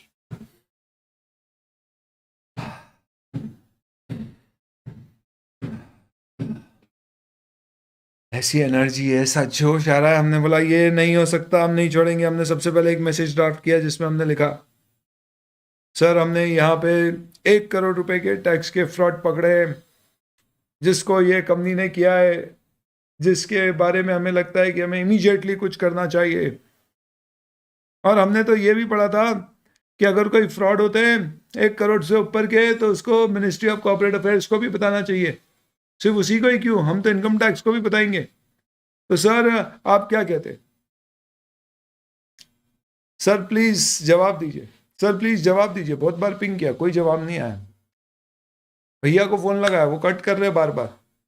हमला क्या करे क्या करे? हमने बोला सोशल मीडिया। ऐसी सिचुएशन में सोशल मीडिया का पावर नजरअंदाज नहीं करना चाहिए। हमने कई सारी मूवीज देखी है जिसमें सोशल मीडिया के पावर से जब कोई सच्चाई की राह नहीं सुनता है तो सोशल मीडिया से लोगों तक उसे फैलाया जाता है।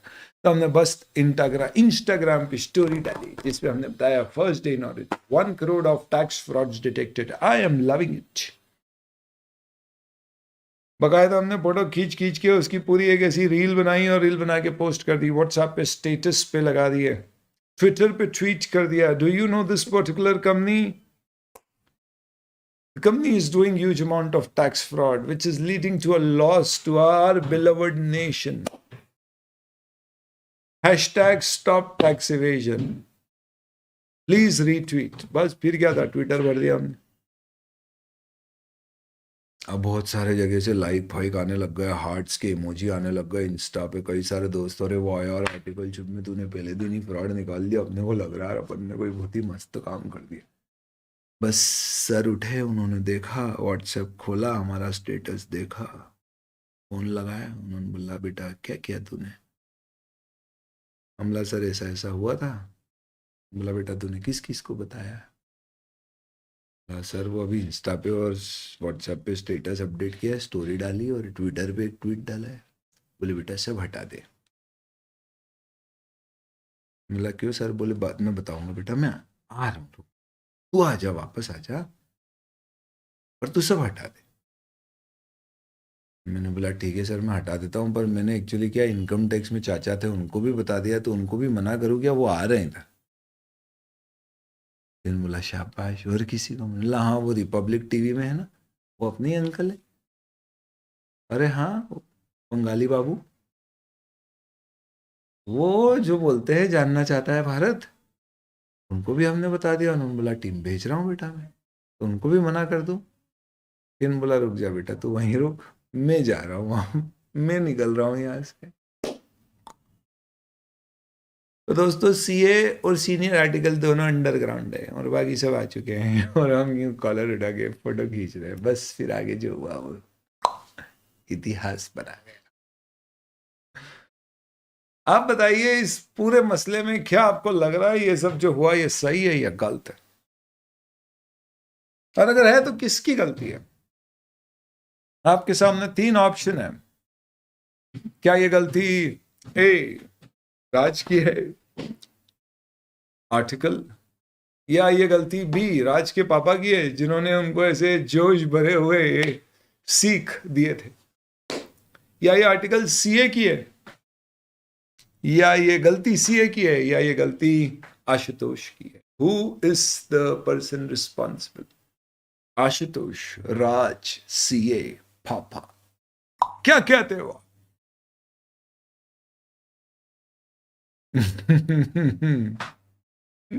उसके बाद बच्चे को सीधे डिग्री मिली है। बहुत बढ़िया। आप बताएं दोस्तों, ऐसी सिचुएशन में गलती आपको क्या लगता है किसकी है? राज की गलती है, सीए की गलती है? बहुत बढ़िया, सीए ने गलत किया, राज ने गलत किया। यो यो यो, समझ नहीं आ रहा है। राज सीए, राज सीए, सीए सीए सीए, सब सीए कह रहे। तो गाइस समझ में आ रही है कहानी क्या है? What we are trying to understand here, the whole fundamental of this discussion is the problem basically was with respect to the systems in the CA firm. Ideally CA firm को ढंग के सिस्टम्स बनाना चाहिए थे। Ideally CA firm को क्या करना चाहिए था, उनके यहाँ पे एक सिस्टम होना था कि कोई भी अगर आपके यहाँ पे नया स्टाफ आ रहा है तो पहले उसका ओरिएंटेशन हो, जैसा किसी ने कहा था, इंडक्शन हो, उसको समझाया जाए। ये अज्यूम नहीं किया जाए कि भैया पहले दिन जो आया उसको सीधे भेज दिया ऑडिट पर, ये सोचा कि कर करके सीख जाएगा। क्या कर रहे हो यार, ये मजाक है, सीरियस गेम है ये, आप इसको मजाक कर ले रहे। You need to have proper systems in place.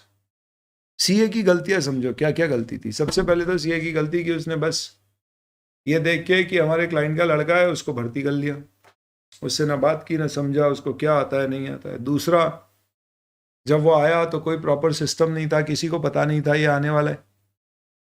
तीसरा, सीए ने उससे डायरेक्ट बात करी, लगा कि ये ऐसा है तो उसको भेज दिया आर्टिकल के साथ, सीनियर आर्टिकल के साथ। कोई चार्टर्ड अकाउंटेंट नहीं रखा उसके सुपरविजन के ऊपर। चौथा, सीनियर आर्टिकल भी मजे में चल रहा है, उसके ऊपर किसी प्रकार का कोई कंट्रोल नहीं है। पांचवा, वो वहां जाके कोई सपोर्ट नहीं कर रहा है, डायरेक्टली क्लाइंट का डेटा देखा जा रहा है, कॉन्फिडेंशियलिटी की धज्जियां उड़ा रहे हैं।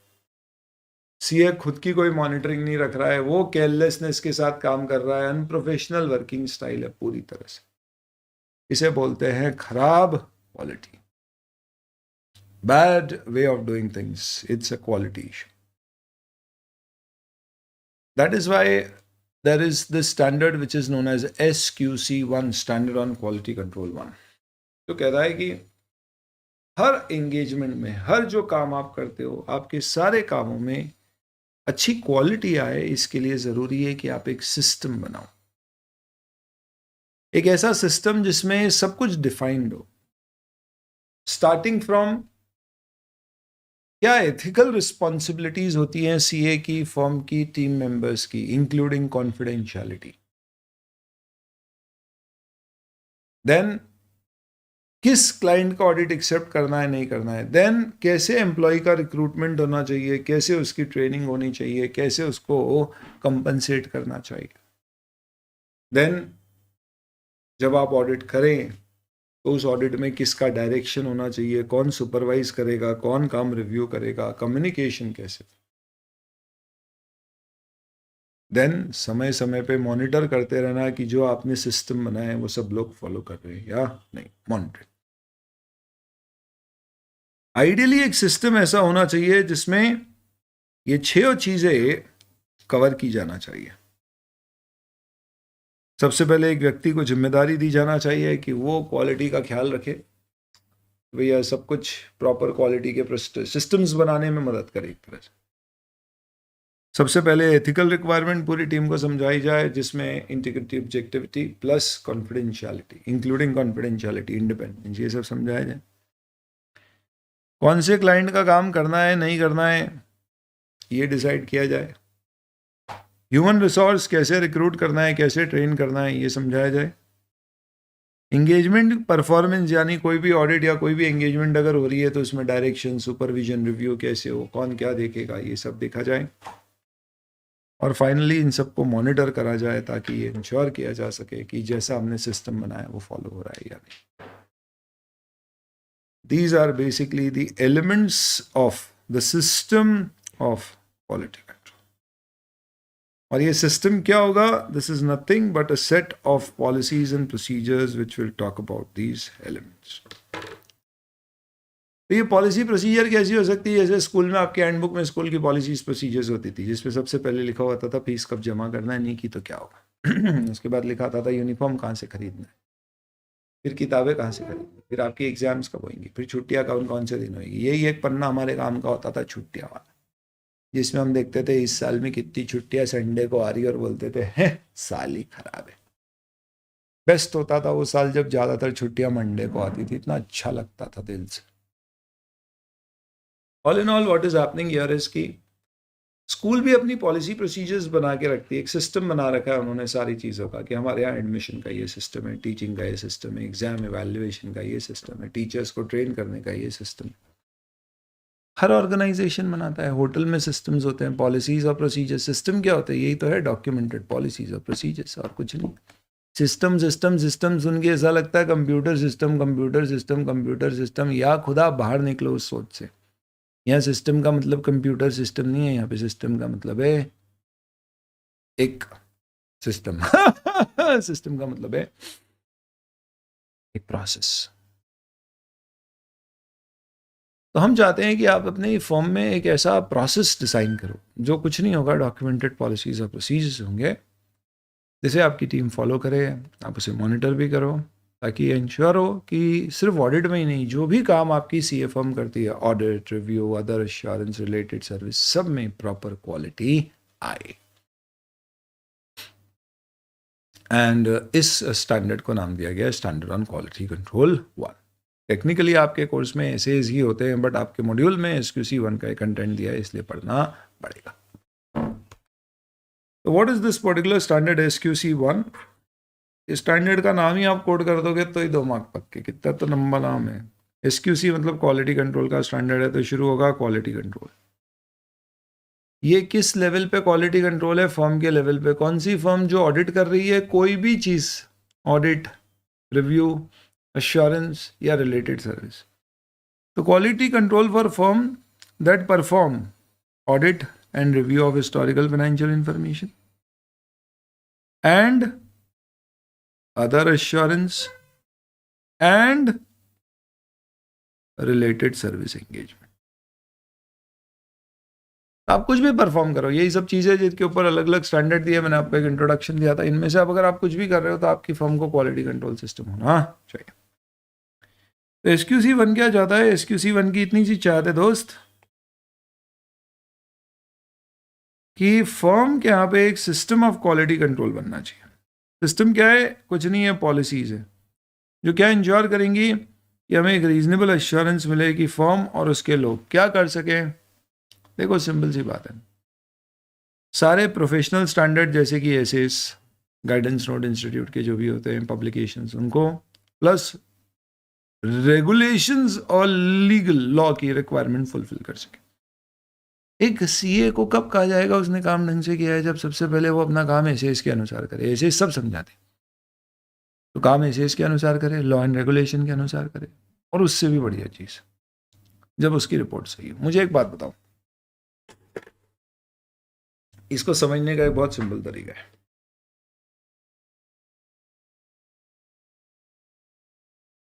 When will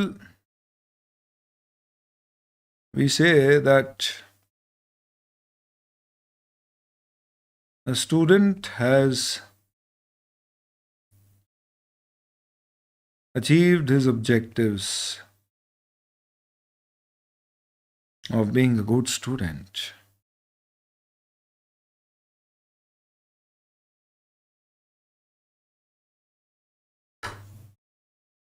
कब मैं कहूंगा कि एक स्टूडेंट ने एक अच्छे स्टूडेंट होने के अपने उद्देश्य पूरे कर लिए?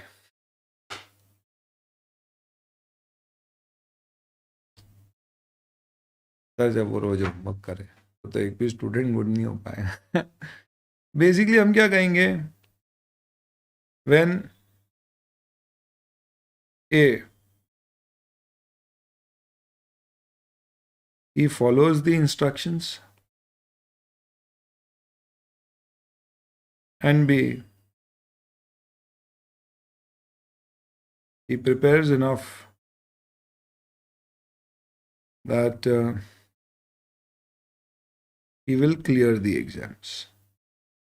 एग्जाम क्लियर होगी नहीं होगी वो तो समय बताएगा, क्योंकि उसमें लक फैक्टर बहुत सारी चीज़ है। बस ये दो चीज़ है। अगर एक स्टूडेंट अपनी बातें सुने, इंस्ट्रक्शंस प्लान जो दिए उसको फॉलो करे, और सेकंड अगर एक स्टूडेंट सिर्फ क्या करे, ऐसी तैयारी करे जिससे हमें लगता है कि वो क्लियर कर लेगा एग्जाम, तो हम बोलेंगे अच्छा स्टूडेंट। अल्टीमेटली यही ऑब्जेक्टिव। सेम इसी लॉजिक से किसी सीए फर्म के क्वालिटी कंट्रोल सिस्टम्स कब अच्छे माने जाएंगे? जब वो प्रोफेशनल स्टैंडर्ड, रेगुलेटरी और लीगल रिक्वायरमेंट को कंप्लाई करे। ये फ्रेज कई बार आएगा, इस कारण से इसको बार बार PSRLS के नाम से यूज किया गया, professional standard, regulatory and legal requirements. And second, 2 reports issued by the firm और partner are appropriate in the circumstance. यानी हमने जो रिपोर्ट करी है वो अप्रोप्रिएट है। गलत है या नहीं है देखो ये तो समय बताएगा, क्योंकि हम भी रीजनेबल एश्योरेंस देते हैं, हाई लेवल का एश्योरेंस, बट एब्सोल्यूट नहीं देते। तो देखो क्या सही तरीका बताया मैंने आपको याद रखने का। SQC1 के क्या ऑब्जेक्टिव्स हैं, या कोई भी क्वालिटी कंट्रोल सिस्टम के क्या उद्देश्य हैं, कि काम as per professional standard, regulatory, legal requirement हो, क्योंकि यही इंस्ट्रक्शंस है। और दूसरा, वो रिपोर्ट उसकी ऐसी हो कि वो अप्रोप्रिएट हो सर्कमस्टांसेस में। सही है या नहीं वो समय बताएगा, अप्रोप्रिएट होना। बस ये ऑब्जेक्टिव है, इसे क्या कहते हैं, ऑब्जेक्टिव ऑफ SQC। तो क्वालिटी कंट्रोल की जो पॉलिसी बनाओगे उसमें ये 6 एलिमेंट्स होना चाहिए। अब एक बात बताओ, ये पॉलिसी बना के आपको क्या करना है? इसको तिजोरी में छुपा देना है क्या, कि किसी को बतानी पड़े हमने इतनी मेहनत से बनाई? अबे नहीं, सबको बताना है, सबको कम्युनिकेट करना है, सबको देना है। देना ही नहीं, उनको बोलना है पढ़ो और फीडबैक दो। कुछ समझ नहीं आया पूछो, कोई डाउट है पूछो, कुछ मिसिंग है बताओ। किसको बोल रहे हैं? हमारे एम्प्लॉइज को। The policy should be documented, communicated and feedback should be taken. आप डॉक्यूमेंट करके लोगों को, पर्सनल एम्प्लॉइज को कम्युनिकेट करो और इनकरेज करो उन्हें कि वो अपने व्यूज उस पर हमें दे। इससे क्या होगा, वो सब लोगों को मालूम पड़ेगा क्या पॉलिसी में दिया। हो सकता है कि राज आया और राज को आपने शुरू में ही क्या किया, सबसे पहले पॉलिसी प्रोसीजर दिया और उसको बोला ये देखो ये एक ट्रेनिंग वीडियो है, ये पूरा सुन लो। उसके ऊपर बेस्ड हमने उससे 30 क्वेश्चन पूछे, उन क्वेश्चंस के जवाब लिए और फिर हमने बोला कि अब तुम पास हो चुके हो, इसका मतलब तुम्हारा इंडक्शन कंप्लीट हो गया है, अब तुम रेडी हो नेक्स्ट स्टेज पे जाने के लिए, क्या असिस्ट करने के लिए किसी टीम में। अब तुम्हें किस टीम में डाला जाएगा, किसके अंदर डाला जाएगा, तो पहले हम तुम्हें किसके अंडर डालेंगे, कोई CA के अंडर डालेंगे, आर्टिकल के साथ मात्र नहीं भेजेंगे। ऐसी टीम जिसको CA डायरेक्टली सुपरवाइज कर रहा है, ताकि अभी तुम नए नए हो तो तुमको समझ। कुछ चीज़ें हम तुमको साफ तौर पे बता दें कि देखो कभी भी कोई मुद्दा है तो तुम कम्युनिकेट किससे करोगे, कैसे करोगे, कभी भी पब्लिकली इन्फॉर्मेशन शेयर नहीं करोगे, कॉन्फिडेंशियलिटी रखो। ये सब उसको समझा दिया गया है किसमें, शुरुआत में। तो ऐसी गलती होने के चांसेस कम। तो अब हमें SQC1 में 6 मुद्दे पढ़ना है क्या, जो आपका सिस्टम ऑफ क्वालिटी कंट्रोल बनाते हैं, which is nothing but policies and procedures relating to 6 matters. सबसे पहला मुद्दा है लीडरशिप। आपको एक मुखिया अपॉइंट करना है जिसको ये पूरे SQC1 की जिम्मेदारी देनी है। तो हमें पॉलिसी और प्रोसीजर डिजाइन करने, हमें प्रमोट करना है एक इंटरनल कल्चर जिसमें हमें बताना है कि भैया हर काम जो आप करते हो इसमें क्वालिटी एसेंशियल है। ऐसा लोगों में जुनून भरो कि हमें अच्छा काम करना है, हमें सही काम करना है, क्वालिटेटिव काम करना है, करने के लिए नहीं करना। तो बताओ ये जुनून कौन भर पाएगा? कोई नया आर्टिकल आया, हमने उसको बोले सुन जुनून भर सब में कि क्वालिटेटिवली काम करे, तो वो समझ रहे हो वो तो हमारे 70 साल के पार्टनर हैं, ऐसे ऑफिस आते हैं, बैठते हैं और आर्टिकल आया, बोले सर पकअप, अब हमें क्वालिटी के साथ काम करना है, नए स्टैंडर्ड्स फॉलो करना है। रुक, कान की मशीन लगा लेते हैं। बेटा ऐसे नहीं आएगी क्वालिटी, कौन लेके आएगा? Quality will be from the top, it should flow from the top. लो बेटा बोले बच्चा है जैसे ही आप निकलोगे पीछे बात करेंगे, बोले और बच्चे में बहुत जोश है दूसरे बोलेंगे यार कुछ नहीं, अपने में बिता हो जाएगा ठंडा 10 दिन में। किसी मिलावे 10 दिन तो बहुत होते, अपनी फॉर्म में तो 3 दिन में फुस हो जाएगा देख तू ट्रांसफर नहीं ले। इसलिए मैं क्या बोल रहा हूँ आपको, फॉर्म का सीईओ, मैनेजिंग पार्टनर, इन लोगों को जिम्मेदारी लेनी, it should come from the top boss. Quality quality quality, focus focus focus. And then जो लोग ऑपरेशनल रिस्पॉन्सिबिलिटी लेके बैठे हैं क्वालिटी कंट्रोल की, जिनको ये काम ऑब्वियसली सीईओ मैनेजिंग पार्टनर ने दिया है, उनके पास ऐसा एक्सपीरियंस, एबिलिटी और नेसेसरी अथॉरिटी होना चाहिए टू अज्यूम दैट रिस्पॉन्सिबिलिटी। तो लीडरशिप की रिस्पॉन्सिबिलिटी क्यों आर्टिकल को नहीं देनी है, इससे तुमको ये दोनों पॉइंट समझ में आ जाएंगे। Why not two article? पहला, should be a senior person, ताकि लोग उसकी सुने। And second, he lacks experience, even ability, most important authority। यानी ऐसे आदमी को दो जिसमें एक्सपीरियंस, एबिलिटी, अथॉरिटी है, और जितना सीनियर व्यक्ति उतना अच्छा। ऐसे ही याद रखने के लिए मैंने आपको बस एक स्टाइल दे दिया, तो तरीका दे दिया। जब भी कोई चीज़ को क्वेश्चन से समझाऊंगा मैं, तो क्वेश्चन को ग्रीन कलर में ही लिखूंगा ताकि आपको ध्यान रहे। वाई नॉट आर्टिकल ट्रेनिंग, यानी कोई भी हम जूनियर आदमी को क्यों लीडरशिप नहीं दे सकते। नेक्स्ट, सबसे पहले आपकी पॉलिसी प्रोसीजर में क्या होना चाहिए? Ethical requirements. क्या होती है एथिकल रिक्वायरमेंट? भाई इंटीग्रिटी, ऑब्जेक्टिविटी और क्या।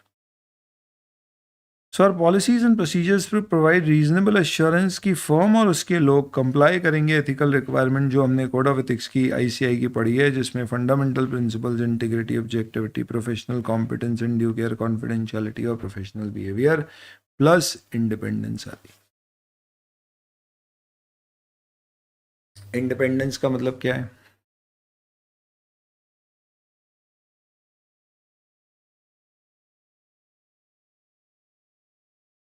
इंडिपेंडेंस के पॉइंट दिए हुए हैं यहाँ पे। पहला, बताओ कि भैया इंडिपेंडेंस फंडामेंटल रिक्वायरमेंट है सारे ऑडिट में। हमें इंश्योर करना है कि कौन इंडिपेंडेंट रहेगा?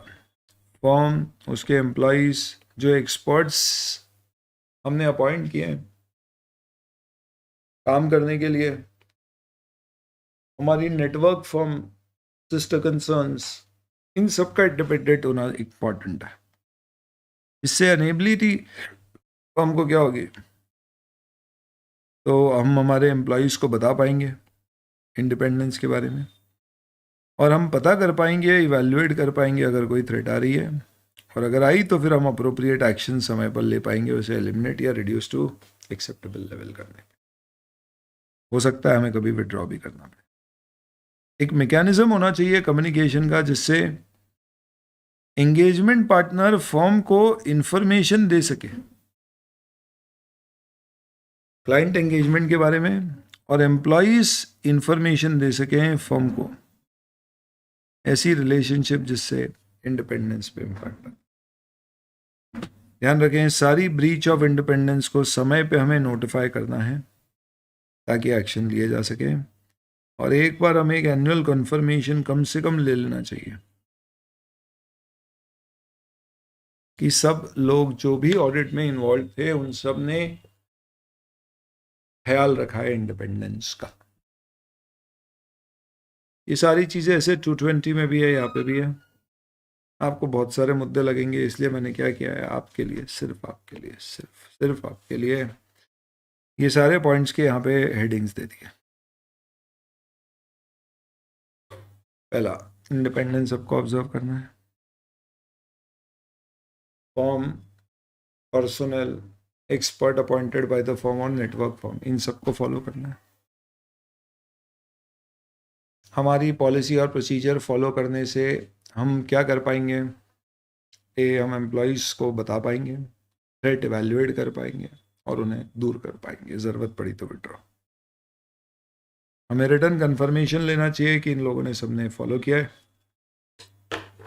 और साल में एक बार ये लेना चाहिए।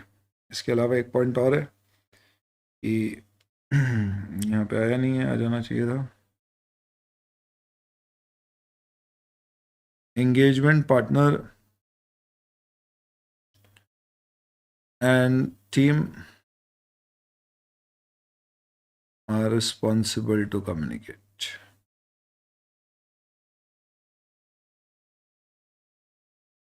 पार्टनर की क्या जिम्मेदारी है कम्युनिकेट करने की? वो फर्म को बताएगा कि भैया ये क्लाइंट है, इसकी ये रिलेटेड पार्टीज है, सारी चीज़ें जिससे पता पड़ सके कि फर्म की कहीं इंडिपेंडेंस अफेक्टेड तो नहीं है। और एम्प्लॉय की जिम्मेदारी है कि उनकी खुद की कहीं इंडिपेंडेंस अफेक्ट तो नहीं हो रही। यानी जिसका हम ऑडिट कर रहे हैं, अगर उस टीम में कोई एम्प्लॉय है हमारा जिसकी रिलेटेड पार्टी है वहाँ पे इन्वॉल्व, तो वो बता दे, और इससे हम देखें कोई थ्रेट तो दिया, और थ्रेट है तो फिर एक्शन ले। यहाँ तक क्लियर होना चाहिए। इसके ऊपर एक क्वेश्चन है, कैसे SQC1 इंश्योर करता है independence in engagement is not breached by audit firm? तो आपको इस क्वेश्चन में ये सारे पॉइंट्स लिखने, ये आंसर है उस क्वेश्चन का।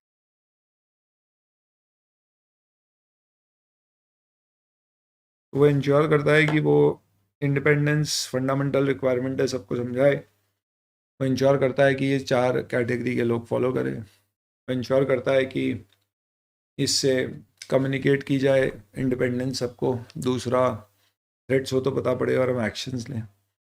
वो कहता है कि पार्टनर की जिम्मेदारी है कम्युनिकेट क्लाइंट की इंफॉर्मेशन फर्म को देना, और एम्प्लॉयज़ की जिम्मेदारी है इंडिपेंडेंस की इंफॉर्मेशन और थ्रेट्स पार्टनर को बताना, ताकि उससे एक्शन लिए जा सके।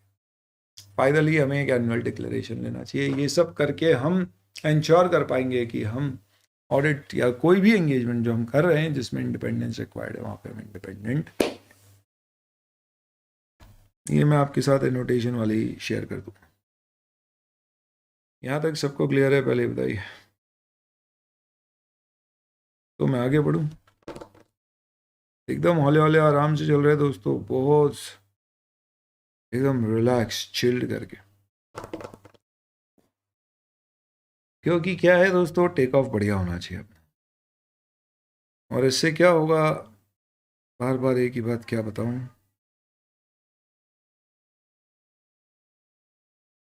दिमाग पे आएगा तो जुबा पे आएगा, जुबा पे आने आएगा तभी हाथों में आएगा। दिमाग में ही अंदर नहीं जा रहा है, दिल में ही नहीं आ रहा है, तो चलिए कहाँ से आप उसको अपने हाथों से किसी और को बताएं।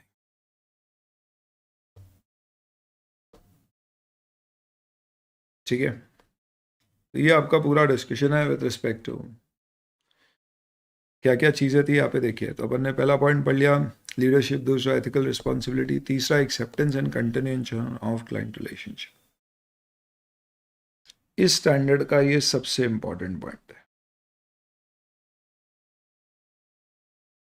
तुम्हारे पास कभी भी कोई ऑडिट आए दोस्तों तो क्या करना चाहिए? लपक लो। अरे आया आया आया, लक्ष्मी आई, कौन मना करता है, लपक लो। इसका बहुत सिंपल तरीका है दोस्तों। क्वेश्चन के फॉर्म में अगर मैं आपको सिखाऊं तो ऐसे लिखता हूं, when you are offered an audit. ये जो मैं क्वेश्चन लिख रहा हूं ना, ये अपनी इनफॉर्मल लैंग्वेज में लिख रहा हूं, है ना, क्योंकि इसका उद्देश्य आपको समझाना है बस। When you are offered an audit, when a CA is offered an audit, he should behave like, और बढ़िया समझ में आए तो ऑफर की जगह ऐसा लिखो,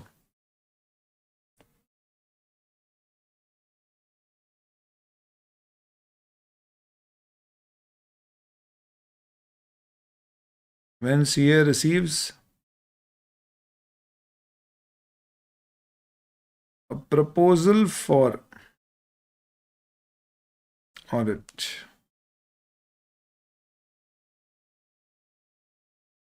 behave, बिहेव की जगह मैं बोलता हूं respond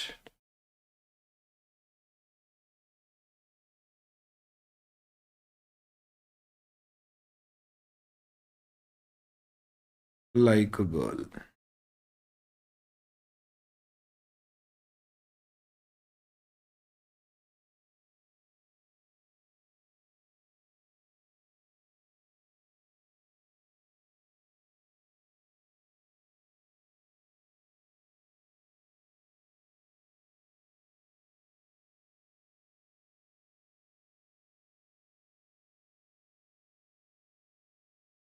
behave like a girl.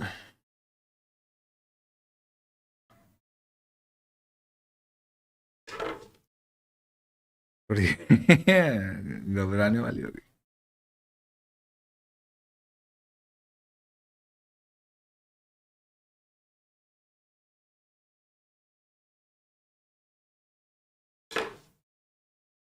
behave like a girl. मतलब क्या है इसका? ऐसे एक्साइट मत हो जाना. जैसी प्रपोजल है, अंदर कितना भी एक्साइटमेंट ऊपर छुपाने का. देखो, कोई बंदी के पास प्रपोजल आता है, इवन बंदी wants to kind of comment on that, there will be better position to answer this. Thank you जी, थैंक यू. टैलेंट डिस्कवर्ड बोला किसी ने. आज सुनिए आ जाए. तो किसी बंदी के पास कोई प्रपोजल आता है ना, तो कैसे रिएक्ट कैसे करती है? ऐसे रिएक्ट नहीं करती है. Wow, I was always wanting this proposal from you. Thank you, Rahul. भले ही उसको जन्म जन्मांतर से वो रुकी हुई थी कि भैया राहुल पहल करेगा, लेकिन नहीं, जैसे ही राहुल ने प्रपोजल दिया, देखो कैसे बिहेव करेगी वो.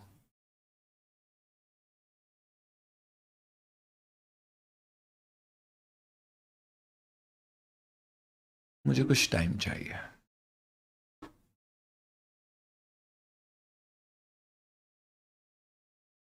राहुल बोलेगा, देखो तुम्हारा जवाब कुछ भी हो, बस बता जरूर देना. राहुल, मैंने मना नहीं किया है, लेकिन मुझे थोड़ा सा वक्त चाहिए. वक्त वक्त वक्त. अब आप बताओ, वक्त लेके उसे क्या करना चाहिए? अब उसने वक्त लिया भी है, तो ऐसा तो है नहीं कि भैया कल ही हाँ बोल देगी. तो उसने सबसे पहले जाके अपनी फ्रेंड को बताया या अपनी बहन को बताया. तुझे पता है राहुल ने आज क्या बात कर रही है? बोले हाँ, ही प्रपोज. तो तूने हाँ बोल दिया? अरे नहीं नहीं, मैंने उसे बोला यार मुझे सोचने के लिए थोड़ा वक्त चाहिए. अब हमारी बड़ी बहन है, तो बड़ी बहन कैसे हमें रिस्पॉन्ड करेगी? बच्चे मजे ले रहे हो, क्या सीए बन गया.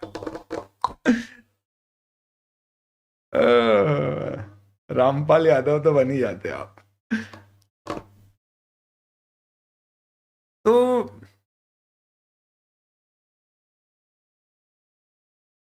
बड़ी बहन कैसी समझाई थी कि बड़ी बहन बोलेगी बहुत अच्छा किया, well done, but tell me, do you really like him? बोला अरे ये कौन सा एक ही रखना है, और लाइकिंग की क्या बात है, ऐसे चिल, आई एम कूल दीदी. आपके भी तो इतने सारे हैं, आई मीन आप ऐसे हमसे क्यों पूछ रहे हो? बोले नहीं नहीं यार, हाँ आई अग्री, मतलब I mean, but with in that also you know, ऐसा नहीं है, that does not means I say yes to everybody. I mean I have my own preferences and choices to make. बोला हाँ दीदी, वो बात तो सही है, सबको तो नहीं बोलते हैं, अपन भी एक लेवल तक ही मैनेज कर पाते हैं. आपको भी पता है थोड़ा टाइम तो अपने को देना ही पड़ता है सबको. आई मीन कितनी बार उसको बोलो नहीं आज मैं पढ़ाई कर रही हूँ, आज घर पे कोई काम आ गया. एक आध बार तो आई मीन वो 5 बार बोलेगा तो एक बार तो जाना ही पड़ता है, मतलब टाइम तो होना ही चाहिए. इन बोला प्रिसाइसली, तू देख ले, you know you are already managing 3. बोला दैट्स ओके दीदी, आई मीन 5-10 तक तो कोई इशू ही नहीं है. यानी सबसे पहले आपने क्या चेक करना है दोस्तों? Availability of time and resources. तो सबसे पहले क्या चेक करेगी बंदी? स्वीटी चेक कर रही है उसके पास टाइम है या नहीं है, रिसोर्सेस है. नंबर 1. उसके बाद दीदी ने बोला, बोले अच्छा एक बात बताया, ये है कौन? राहुल.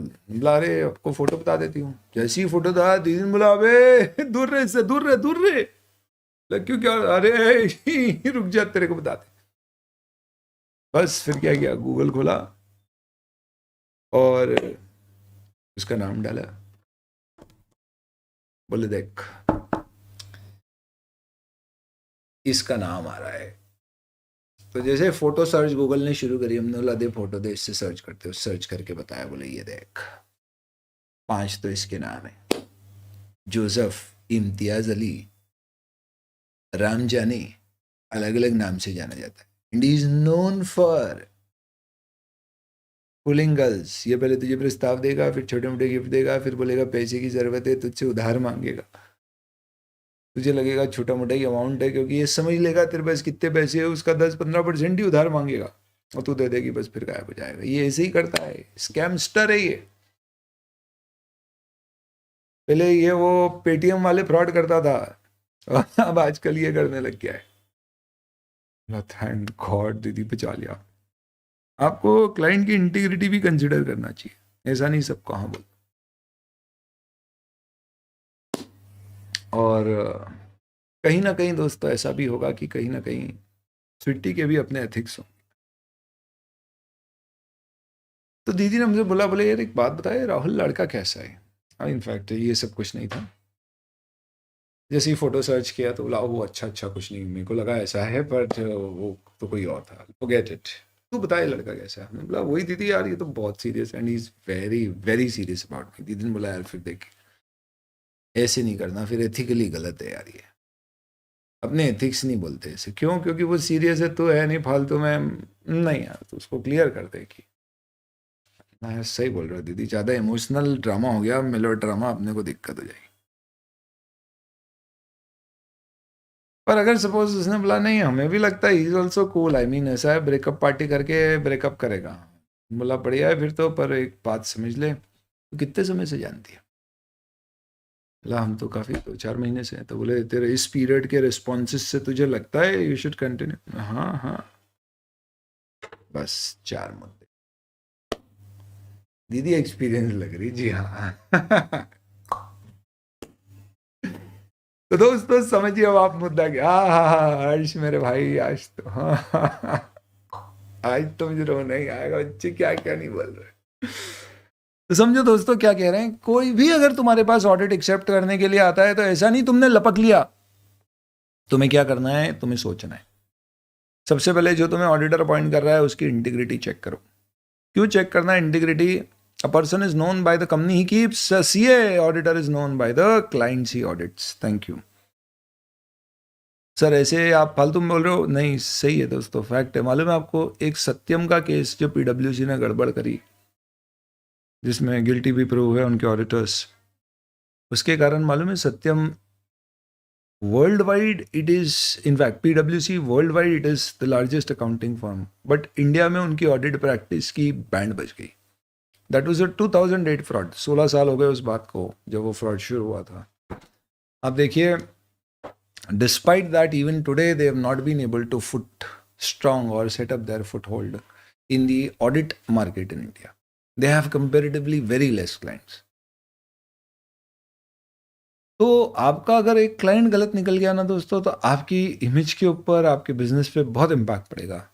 इनफैक्ट बिग फोर ऐसा होता है, बहुत सारे क्लाइंट को मना कर देते हैं कि sorry will not be able to accept, क्योंकि हमारे कुछ पैरामीटर्स हैं जिनमें आप खरा नहीं उतरते। तो you need to check the integrity. Second, आप भी अपनी टाइम, कैपेबिलिटी और रिसोर्सेज देखिए। आप सोचो कि आपको लेट्स से कोई ऑडिट अपॉइंट किया गया और आपके पास लोग ही नहीं है, आपने बुलाया चलो आ रहा है ले लो, फिर समझेंगे ये गलत तरीका है। You should have time, resources and capability also. Capability का मतलब क्या होता है? सपोज आपको कोई ऑडिट ऑफर किया गया है जो बहुत ही एक स्पेशलाइज्ड इंडस्ट्री का है, जिसका आपको कोई ज्ञान, नॉलेज नहीं है। Let's say there is a company which is in a special economic zone, उसका ऑडिट आपको दिया गया, आपको कुछ समझ नहीं और आपको लगता भी नहीं आपकी टीम में कोई व्यक्ति है जो समझ जाएगा या आप कहीं से वो समझ ऑब्टेन कर पाओगे। बेहतर है आप मत करो। एक सीए फर्म है, 70 साल का सीए, सबसे यंगेस्ट स्टाफ ही उनका 60 साल का है। उनको ऑडिट मिला एक नई कंपनी का जो फिनटेक सेक्टर में है या टेक्नोलॉजी बेस्ड सर्विसेज प्रोवाइड करती है। क्या उसका ऑडिट करेंगे ना समझेंगे? बेहतर है मत करो। We should have capability, time, resources and obviously बात है आपको एथिकल रिक्वायरमेंट इंक्लूडिंग इंडिपेंडेंस तो चेक करना है कि आपकी फर्म, नेटवर्क, फर्म, पार्टनर कहीं भी किसी की भी कोई इंडिपेंडेंस थ्रेटेंड तो नहीं। प्लस अगर आपने उसका पहले कोई काम किया है, कोई इंगेजमेंट उसके साथ पहले करी है, ऑडिट, नॉन ऑडिट, तो उससे एक्सपीरियंस भी यूज़ करो डिसाइड करने में कि काम लेना है। इस पूरे डिस्कशन में अगर कोई इशू आइडेंटिफाई हुए हैं फिर भी आप लगता है कि आप एक्सेप्ट या कंटिन्यू कर सकते हो, तो आप डॉक्यूमेंट कर लेना क्या तरह से आपने डिसीजन लिया। तो हो सकता है कि आपको लगे कि यार मेरे पास है ना टाइम है, रिसोर्सेज हैं, कैपेबिलिटी में बस एक इशू है कि मुझे पूरा नॉलेज नहीं है उसकी इंडस्ट्री का।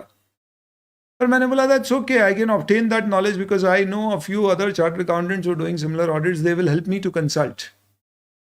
प्लस मैं एक्सपर्ट की भी मदद ले सकता हूँ, और वो नॉलेज ऐसा नहीं होगा कि बहुत मुश्किल है ऑब्टेन करना। तो आप डॉक्यूमेंट कर लो, इस बेसिस पे हमने ये डिसीजन लिया। इसमें पास्ट एक्सपीरियंस का भी पॉइंट है जो एसक्यूसी में नहीं दिया गया है,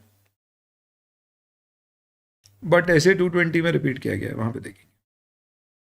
क्लाइंट की इंटीग्रिटी के बारे में आप कैसे पता करेंगे? तो क्लाइंट की इंटीग्रिटी का मतलब क्या हो गया, क्या क्या चीज़ें, इसमें ग्रीन कुछ भी यूज़ नहीं करना है, ग्रीन में सिर्फ क्वेश्चन आते हैं। I will not use green, dark green color anywhere to highlight because this is dedicated for questions.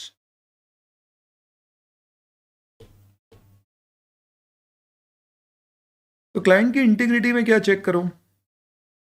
उनके ओनर्स और केएमपी की आइडेंटिटी और रेपुटेशन क्या है, उनके ऑपरेशंस किस तरह के, बिजनेस प्रैक्टिस कैसी है, उनका एटीट्यूड कैसा है प्रिंसिपल ओनर। जब आप उनसे मिलोगे ना तो आपका एटीट्यूड समझ में आ जाएगा। उन्होंने बोला यार हमें तो कोई भी सस्ता ऑडिटर चाहिए, तुम या कोई भी बता दो, हमें कोई लेना देना नहीं ऑडिट से। तो ऐसे लोग क्या करेंगे, कभी सपोर्ट नहीं करेंगे, शुरू से ही आप पे लिमिटेशन लगा रहा है कि भैया ऑडिट उसको दूंगा जो 10 दिन में खत्म करेगा। हमने बोला यार ये क्या तरीका है, फीस कम से कम रखने की कोशिश कर रहा है, उसके ऊपर ऑलरेडी अंदेशे हैं कि ये हवाला करता है, मनी लॉन्ड्रिंग का काम करता है, काला सफ़ेद कर रहा है। हमें पूछना चाहिए कि भैया हमें क्यों अपॉइंट कर रहे हो, कारण क्या है इसका। You should get that information, why us. तो क्या होएगा, जो वो आपको जवाब देगा ना उससे आपको समझ में आएगा उसके रीज़न क्या है। अब सपोज उसने रीज़न में बोल दिया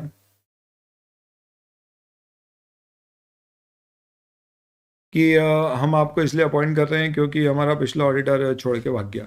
हमला क्यों छोड़ के भाग गया, उसने बोला, कंपनी ने बोला वो उसने कुछ गलतियां निकाली थी, हमने बोला रिपोर्ट मत करो, तो उसने रिजाइन कर दिया। बोला यार खुलेआम बता रहे हो, बोला यार बताना पड़ेगा क्योंकि आप उससे कम्युनिकेट करोगे अगर तो वो बता ही देगा। तो अब ऐसा है तो फिर ऐसे में नहीं करना। कहाँ से पता पड़ेगा आपको, तो ये सोर्स है। ये क्या है, इंटीग्रिटी ऑफ क्लाइंट में व्हाट टू चेक, और अगला सवाल व्हाट टू चेक के बाद वेयर टू लुक, सोर्स बताओ उसके बारे में आपको कहाँ पता पड़ेगा। मीडिया में पता पड़ सकता है, प्रीवियस ऑडिटर से आप बात कर सकते हो। इनफैक्ट आईसीआई रिक्वायर करता है कि जब भी आप ऑडिट कर रहे हो तो आपको पिछले ऑडिटर से ऑडिट लेने से पहले बात करना होती है, एक्सेप्ट करने से पहले, कि भाई हम ले रहे हैं, आपको कोई तथ्य नहीं। तो वहाँ से आप देख लीजिए प्रीवियस ऑडिटर, थर्ड पार्टी से डिस्कशन कर लीजिए। और कहाँ से ले सकते हो आप, मीडिया कमेंट्स देख सकते हो, हमें दिए हुए पॉइंट पर आप ऐड कर सकते हैं। और आप कहाँ से देख सकते हैं, मे बी उसके इंफॉर्मेशन अवेलेबल विथ, ये लिखा हुआ है थर्ड पार्टी के साथ डिस्कशन, जैसे कि हम जानते हैं किसी को जो उसके बारे में जानता है वहाँ से। अब उसकी एनुअल रिपोर्ट पढ़ लीजिए पास्ट की, उससे आपको काफ़ी समझ में आ जाएगा कि एनुअल रिपोर्ट यानी कि फाइनेंशियल स्टेटमेंट ऑडिट रिपोर्ट का बंच जो पब्लिश होता है अगर लिस्टेड कंपनी है तो, कि भाई उसके लास्ट ईयर के ऑडिटर ने रिपोर्ट क्लीन दी थी, मॉडिफाइड दी थी, रिपोर्ट में कमेंट्स आए थे, ऐसे इस तरह की चीज़ें इससे समझ में आ जाए। इसके अलावा आप देख लीजिए कि कहीं कोई कॉन्फ्लिक्ट ऑफ इंटरेस्ट फर्म और क्लाइंट के बीच में तो नहीं है तो उसे रिजॉल्व करो। इंडिपेंडेंस इशू, कभी ऐसा हुआ कि जब आपने ऑडिट एक्सेप्ट किया था उस समय सब कुछ ठीक लग रहा था, पर अब ऑडिट एक्सेप्ट करने के बाद अब आपको लगता पड़ रहा है कि यार क्लाइंट की इंटीग्रिटी पे डाउट है, हम बहुत ज़्यादा पता नहीं कर पाए। Subsequently, you are acquiring any information which if you would have acquired earlier, you would have declined the engagement. अगर आपने ये पहले एक्वायर की होती तो आप एक्सेप्ट ही नहीं करते। तो हमें वो पॉलिसी और प्रोसीजर हमारी डिस्कस करना पड़ेगी regarding continuance of engagement and client relationship, जिसमें हम किसकी बात करेंगे, वही विड्रॉल के जो मैंने आपको रूल्स लिखवाए हैं वो वाले। हम देखेंगे क्या कोई प्रोफेशनल लीगल रिस्पॉन्सिबिलिटी अप्लाई करती है कि हमें किसी को बताने की ज़रूरत है, जैसे कि जिसने हमें अपॉइंट किया या रेगुलेटरी बॉडी को, और अकॉर्डिंगली डिसाइड करेंगे कि विड्रॉ करना है या नहीं। तो अगर आपको बाद में भी कभी कोई प्रॉब्लम हुई, ऐसा हुआ, तो फिर आप ये सब चीज़ें कर सकते हैं। इसके बाद कहता है स्टैंडर्ड की एक अच्छी HR पॉलिसी बनाओ जिसमें सारे मुद्दे लिखो आप। You should have proper policies and procedures which are designed to provide a reasonable assurance कि आपके पास पर्याप्त एम्प्लॉयज हों जो केपेबल हो, कॉम्पिटेंट हो, कमिटेड हो, एथिकली काम कर सके आपकी एंगेजमेंट को as per professional standard regulatory requirement, और ऐसी रिपोर्ट दे सके जो अप्रोप्रिएट टू सर्कमस्टांस। मतलब क्या हुआ, वापस से वही बात बोलती कि हमें अल्टीमेटली ऐसी टीम चाहिए जो हमारे ऑब्जेक्टिव अचीव करा सके। क्या ऑब्जेक्टिव थे हमारे, तो मैंने आपको बताया था, एक स्टूडेंट से आप क्या एक्सपेक्ट करोगे, वो हमारी बातें सुने और ऐसी तैयारी करे कि एग्जाम क्लियर कर सके। ऐसी टीम भी कैसी चाहिए, जो professional standard regulatory legal requirement fulfil करे और ऐसी रिपोर्ट देने में हमारी हेल्प करे जिसे अप्रोप्रिएट टू सर्कमस्टेंस माना जाए। तो पॉलिसी में नॉर्मली क्या क्या चीज़ें आती है HR से रिलेटेड, रिक्रूट किसे करना है, उनको कितनी तनख्वाह देना है, ट्रेनिंग कैसे देनी है, उनको कैसे डेवलपमेंट, उनका परफॉर्मेंस कैसे इवेल्युएट करना है। अगर आप ऐसा करोगे तो जैसा राज ने आपके साथ किया था, आशुतोष और राज ने, वैसा आपकी फॉर्म में नहीं होगा। तो ये आपकी ह्यूमन रिसोर्स से related policy. And then we have direction, supervision and review. That is something which we'll take it up tomorrow. आगे का डिस्कशन ओपन कर देंगे, अभी बाकी है इसमें कंटेंट। और ये एक बार आ गया समझ में तो 220 काफ़ी कुछ इसी से रिलेटेड है, तो we should be able to quickly do it. ये शेयर भी कर दूंगा मैं आपके साथ। Cool, that's about it। इसी के साथ दोस्तों हमारा किसका डिस्कशन पूरा होता है, 210 कंप्लीट, और SQC1 हमारा एक पार्ट हुआ है। ठीक है, कृपा करके इसको अच्छे से रिवाइज करें। कल हमारा ये वाला पूरा चैप्टर कंप्लीट हो जाएगा। कौन सा? Chapter number 11। So we are done with 1, we will be done with chapter number 11 tomorrow. Thank you.